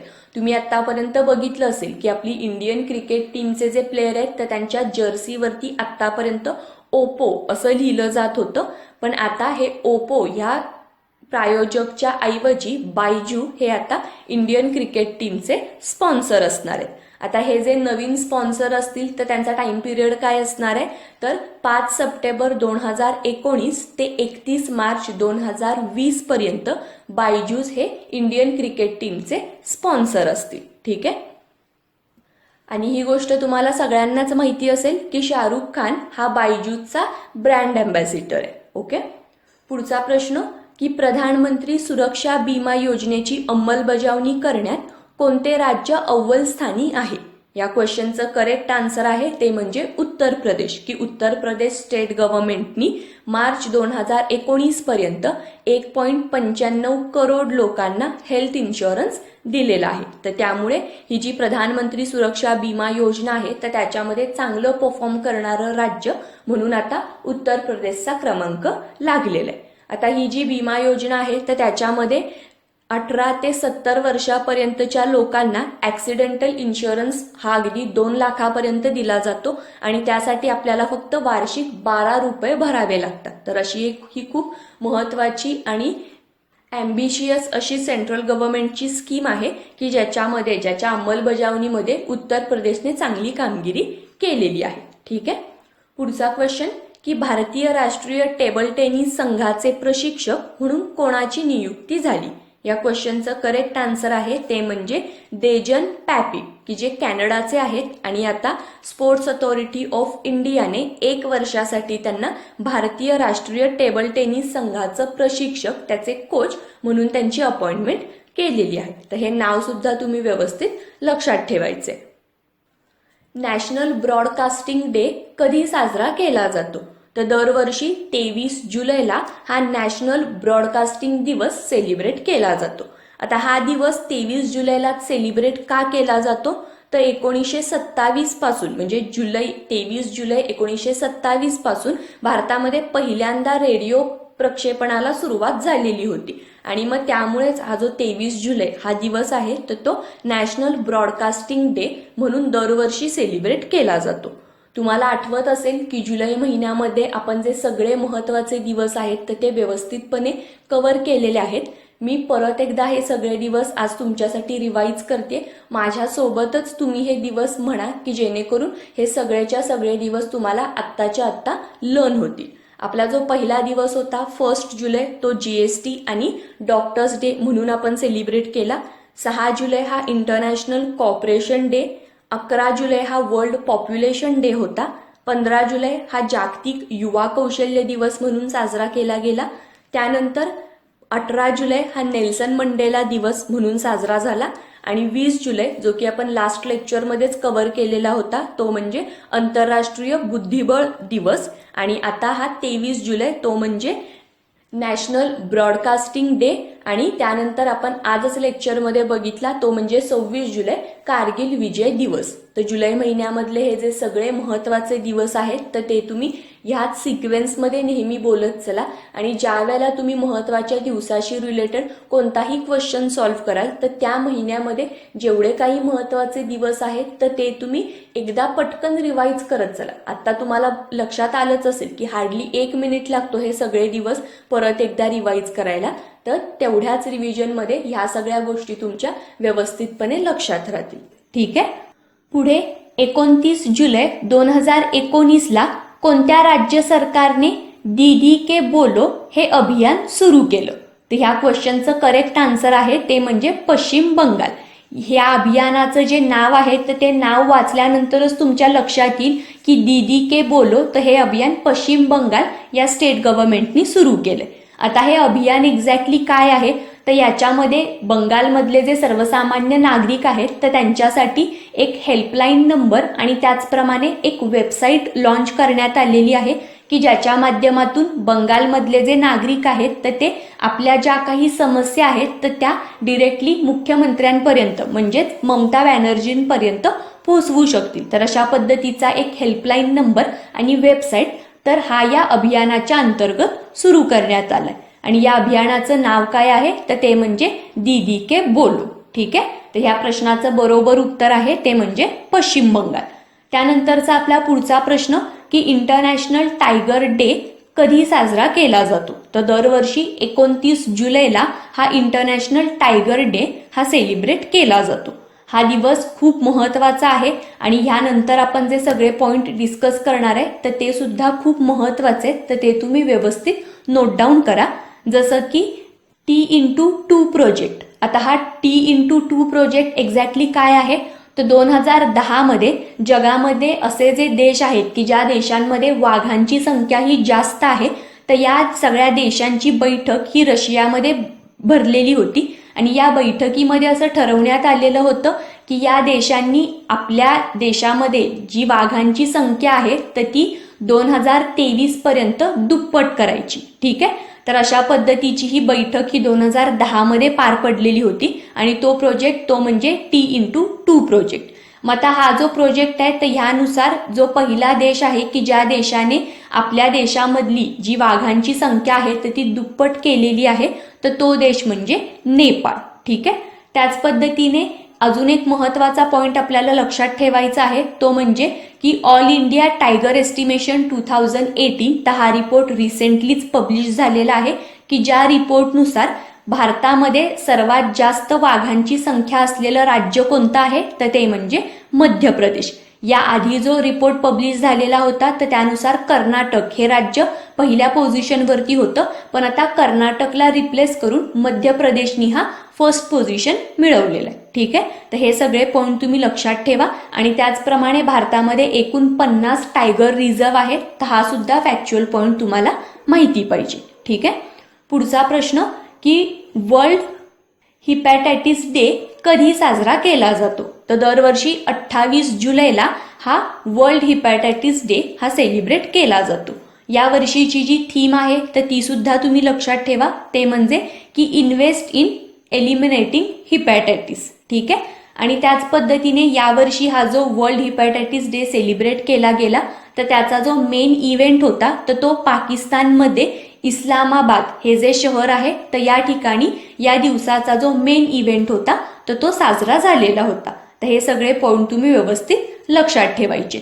तसंच जुलै महिन्यामधल्या डेली MCQs मधलं आजचं आपलं शेवटचं लेक्चर आहे तर या लेक्चरमध्ये आपण संपूर्ण जुलै महिन्यामधले जे सगळे महत्वाचे दिवस आहेत तर ते आतापर्यंत आपण कव्हर केलेत तर ते आपण पटकन रिवाईज करूया. मी मागच्या लेक्चरमध्ये पण तुम्हाला हे सगळे दिवस रिवाईज केलेले होते. आज पुन्हा एकदा रिवाईज करते की जेणेकरून या शेवटच्या लेक्चरमध्ये संपूर्ण जुलै महिन्याचे जे महत्वाचे दिवस आहेत तर ते तुम्हाला व्यवस्थित लर्न होतील. जो पहिला दिवस होता तो म्हणजे 1 जुलै की ज्या दिवशी GST डे आणि डॉक्टर्स डे सेलिब्रेट केला गेला. त्यानंतर 6 जुलैला इंटरनॅशनल कॉपरेशन डे, 11 जुलैला वर्ल्ड पॉप्युलेशन डे, 15 जुलैला जागतिक युवा कौशल्य दिन, त्यानंतर 18 जुलै नेल्सन मंडेला डे, त्यानंतर 20 जुलै हा जागतिक बुद्धिबळ दिवस म्हणून साजरा केला गेला. 26 जुलै हा कारगिल विजय दिवस होता आणि त्याचप्रमाणे आत्ताच आपण लेक्चरमध्ये बघितलेला तो म्हणजे 28 जुलै विश्व हिपॅटायटिस दिवस आणि त्यानंतर 29 जुलै तो म्हणजे इंटरनॅशनल टायगर डे. तर हे सगळे दिवस तुम्ही ह्याच सिक्वेन्समध्ये लक्षात ठेवा. त्यानंतरचा आपला पुढचा प्रश्न की 46वी राष्ट्रीय महिला बुद्धिबळ चॅम्पियनशिप कोणी जिंकली तर हा सुद्धा प्रश्न महत्वाचा आहे. या प्रश्नाचं उत्तर आहे ते म्हणजे भक्ती कुलकर्णी की हिने 46वी राष्ट्रीय महिला बुद्धिबळ चॅम्पियनशिप जिंकलेली आहे. पुढचा प्रश्न खेलो इंडिया गेम 2020 चे आयोजन कोणत्या शहरामध्ये करण्यात येणार आहे तर आता 2020 मध्ये खेलो इंडिया गेम्स जे होतील तर ते आसाममध्ये गुवाहाटी या ठिकाणी होणार आहेत. जे पहिले खेलो इंडिया गेम होते की जे 2018 मध्ये त्याचं आयोजन करण्यात आलेलं होतं तर ते दिल्लीमध्ये पार पडलेले होते. त्यानंतर मागच्या वर्षी म्हणजे 2019चे गेम हे आपल्या महाराष्ट्रामध्ये पुण्यामध्ये पार पडले आणि आता 2020 मध्ये खेलो इंडिया गेम हे गुवाहाटीमध्ये पार पडणार आहेत. जे मागच्या वर्षी म्हणजे पुण्याला झालेले जे खेलो इंडिया गेम होते तर त्याच्यामध्ये सर्वात जास्त म्हणजे 223 पदकं ही महाराष्ट्राने जिंकलेली होती. ठीक आहे. मग आता ह्यापैकी किती सुवर्ण, किती रजत आणि किती कांस्य पदकं ही महाराष्ट्राने जिंकलेली होती तर ती तुम्ही कमेंटमध्ये मेन्शन करायची. ठीक आहे. पुढचा प्रश्न 23वी प्रेसिडेंट कप बॉक्सिंग टूर्नामेंट 2019 मध्ये मेरी कोमने कोणते पदक जिंकले. या प्रश्नाचं उत्तर तुम्हाला सगळ्यांनाच माहिती असणार आहे ते म्हणजे जी 23वी प्रेसिडेंट कप बॉक्सिंग टूर्नामेंट झाली तर त्याच्यामध्ये मेरी कोमने सुवर्ण पदक जिंकलेलं आहे. तिने ऑस्ट्रेलियाची जी प्लेयर आहे जिचं नाव आहे एप्रिल फ्रँक तर हिला हरवून हे सुवर्ण पदक जिंकलेलं आहे. ही जी प्रेसिडेंट कप बॉक्सिंग टूर्नामेंट होती तर ती 2019 मध्ये इंडोनेशियामध्ये पार पडलेली होती. तर हा सुद्धा पॉइंट तुम्ही लक्षात ठेवा. त्यानंतरचा आपला पुढचा क्वेश्चन की डीप ओशन मिशन कोणत्या मंत्रालयाने सुरू केलेलं आहे आता हे जे डीप ओशन मिशन आहे तर ते मिनिस्ट्री ऑफ अर्थ सायन्सनी सुरू केलंय. हे मिशन खूप इम्पॉर्टंट आहे आणि हा इव्हेंट हा तुम्हाला कंपल्सरी माहिती पाहिजे. ते म्हणजे की United Nation International Sea Bed अथॉरिटीने हिंदी महासागरामधला असा एक 75,000 स्क्वेअर किलोमीटरचा जो एरिया आहे तर तो भारताला अलॉट केलेला आहे की या एरियामध्ये जे काही मिनरल असतील किंवा जे काही मेटल असतील तर त्या मिनरल्सचा शोध हा भारताने घ्यावा. तर यासाठी म्हणून हिंदी महासागरामधला हा जो प्रदेश आहे तर तो भारताला अलॉट केलेला आहे. आणि मग आता या ठिकाणी लवकरात लवकर ह्या सगळ्या मिनरल्सचं जे शोधकार्य आहे तर ते सुरू केलं जाईल. हा एक 5 वर्षाचा प्रोग्राम आहे की ज्याच्यासाठी तब्बल 8,000 कोटींचा खर्च येईल. तर असं या मिनिस्ट्री ऑफ अर्थ सायन्सने सांगितलेलं आहे. आणि हे जे डीप ओशन मिशन आहे तर हे मिशन कोणत्या मिनिस्ट्रीने सुरू केलंय तर ती मिनिस्ट्री तुम्ही कंपल्सरी लक्षात ठेवायची, ती म्हणजे मिनिस्ट्री ऑफ अर्थ सायन्स. पुढचा आपला प्रश्न की 2019 मध्ये कोणत्या राज्याच्या रसगुल्ल्याला GI नामांकन मिळालं. ह्या प्रश्नाचं बरोबर उत्तर आहे ते म्हणजे ओडिशा. की 2019 मध्ये ओडिशाचा जो रसगुल्ला आहे तर त्याला GI नामांकन मिळालेलं आहे. आता हे जे नामांकन आहे आणि त्याच्याबद्दलचं जे प्रमाणपत्र आहे तर ते ओडिशा स्टेट गव्हर्नमेंटला देण्यात आलेलं आहे आणि 22 फेब्रुवारी 2028 पर्यंत या प्रमाणपत्राची वैधता असणार आहे. 2017 मध्ये पश्चिम बंगालचा जो रसगुल्ला आहे तर त्याला सुद्धा GI टॅग मिळालेलं होतं आणि आता 2019 मध्ये ओडिशाचा जो रसगुल्ला आहे तर त्याला सुद्धा GI टॅग मिळालेला आहे. तर हे 2 पॉइंट तुम्ही व्यवस्थित लक्षात ठेवा की 2017 मध्ये पश्चिम बंगाल आणि 2019 मध्ये ओडिसा. ठीक आहे. त्यानंतर आता आपण भारतीय लष्करामधल्या 2 महत्वाच्या अपॉइंटमेंट इथून पुढे बघणार आहे. त्यातली पहिली महत्वाची अपॉइंटमेंट क्वेश्चनमध्ये आपल्याला विचारलंय की सीमा सुरक्षा दलाचे महानिर्देशक म्हणून कोणाची नियुक्ती झाली, की ज्यालाच आपण BSF म्हणतो. तर या BSFचे महानिर्देशक म्हणून आता UK जोहरी तर हे इथून पुढे कार्यभार सांभाळणार आहेत. रजनीकांत मिश्रा तर हे आधीचे BSFचे महानिर्देशक होते आणि आता त्यांच्या जागी हे UK जोहरी तर यांची अपॉइंटमेंट झालेली आहे. 1985च्या बॅचचे ते IPS ऑफिसर आहेत. ठीक आहे. तर हे जे सीमा सुरक्षा दलाचे महानिर्देशक आहेत तर ते UK जोहरी तर हे नाव तुम्ही व्यवस्थित लक्षात ठेवा. त्यानंतरचा आता आपल्या आजच्या लेक्चरमधला शेवटचा प्रश्न की भारतीय लष्कराचे सैन्य संचालन महानिर्देशक म्हणून कोणाची नियुक्ती झाली. तर ह्याच्यामध्ये लेफ्टनंट गव्हर्नर परमजीत सिंग तर यांची DGMO तर या पदावरती अपॉइंटमेंट झालेली आहे. DGMOचा जो फुल फॉर्म आहे तो सुद्धा तुम्ही लक्षात ठेवा, ते म्हणजे director general of military operation. ठीक आहे. तर ह्या पदावरती आता परमजीत सिंग तर यांची अपॉइंटमेंट झालेली आहे. त्यानंतरचा आता जो आपण प्रश्न बघणार आहे तो तुमच्यासाठीचा होमवर्कचा प्रश्न असेल. प्रश्नामध्ये आपल्याला योग्य जोड्या लावा असं सांगितलंय. एका कॉलममध्ये आपल्याला काही महत्वाच्या व्यक्तींची नावं दिलेली आहेत आणि दुसऱ्या कॉलममध्ये त्यांच्याशी रिलेटेड ज्या संघटना होत्या तर त्यांची नावं आपल्याला दिलेली आहेत की ज्याच्या योग्य जोड्या आपल्याला लावायचे. फर्स्ट कॉलम मधला पहिला ऑप्शन आहे प्राचार्य NG रंगा, त्यानंतर नारायण मेघाजी लोखंडे, महर्षी विठ्ठल रामजी शिंदे आणि doctor Babasaheb Ambedkar. Second column मधला आपला फर्स्ट ऑप्शन आहे स्वतंत्र मजूर पक्ष, त्यानंतर depress class mission, Akhil Bharatiya किसान सभा आणि कामगार चळवळीचे जनक. ठीक आहे. तर ह्या प्रश्नाचं बरोबर उत्तर तुम्ही कमेंट सेक्शनमध्ये मेन्शन करा.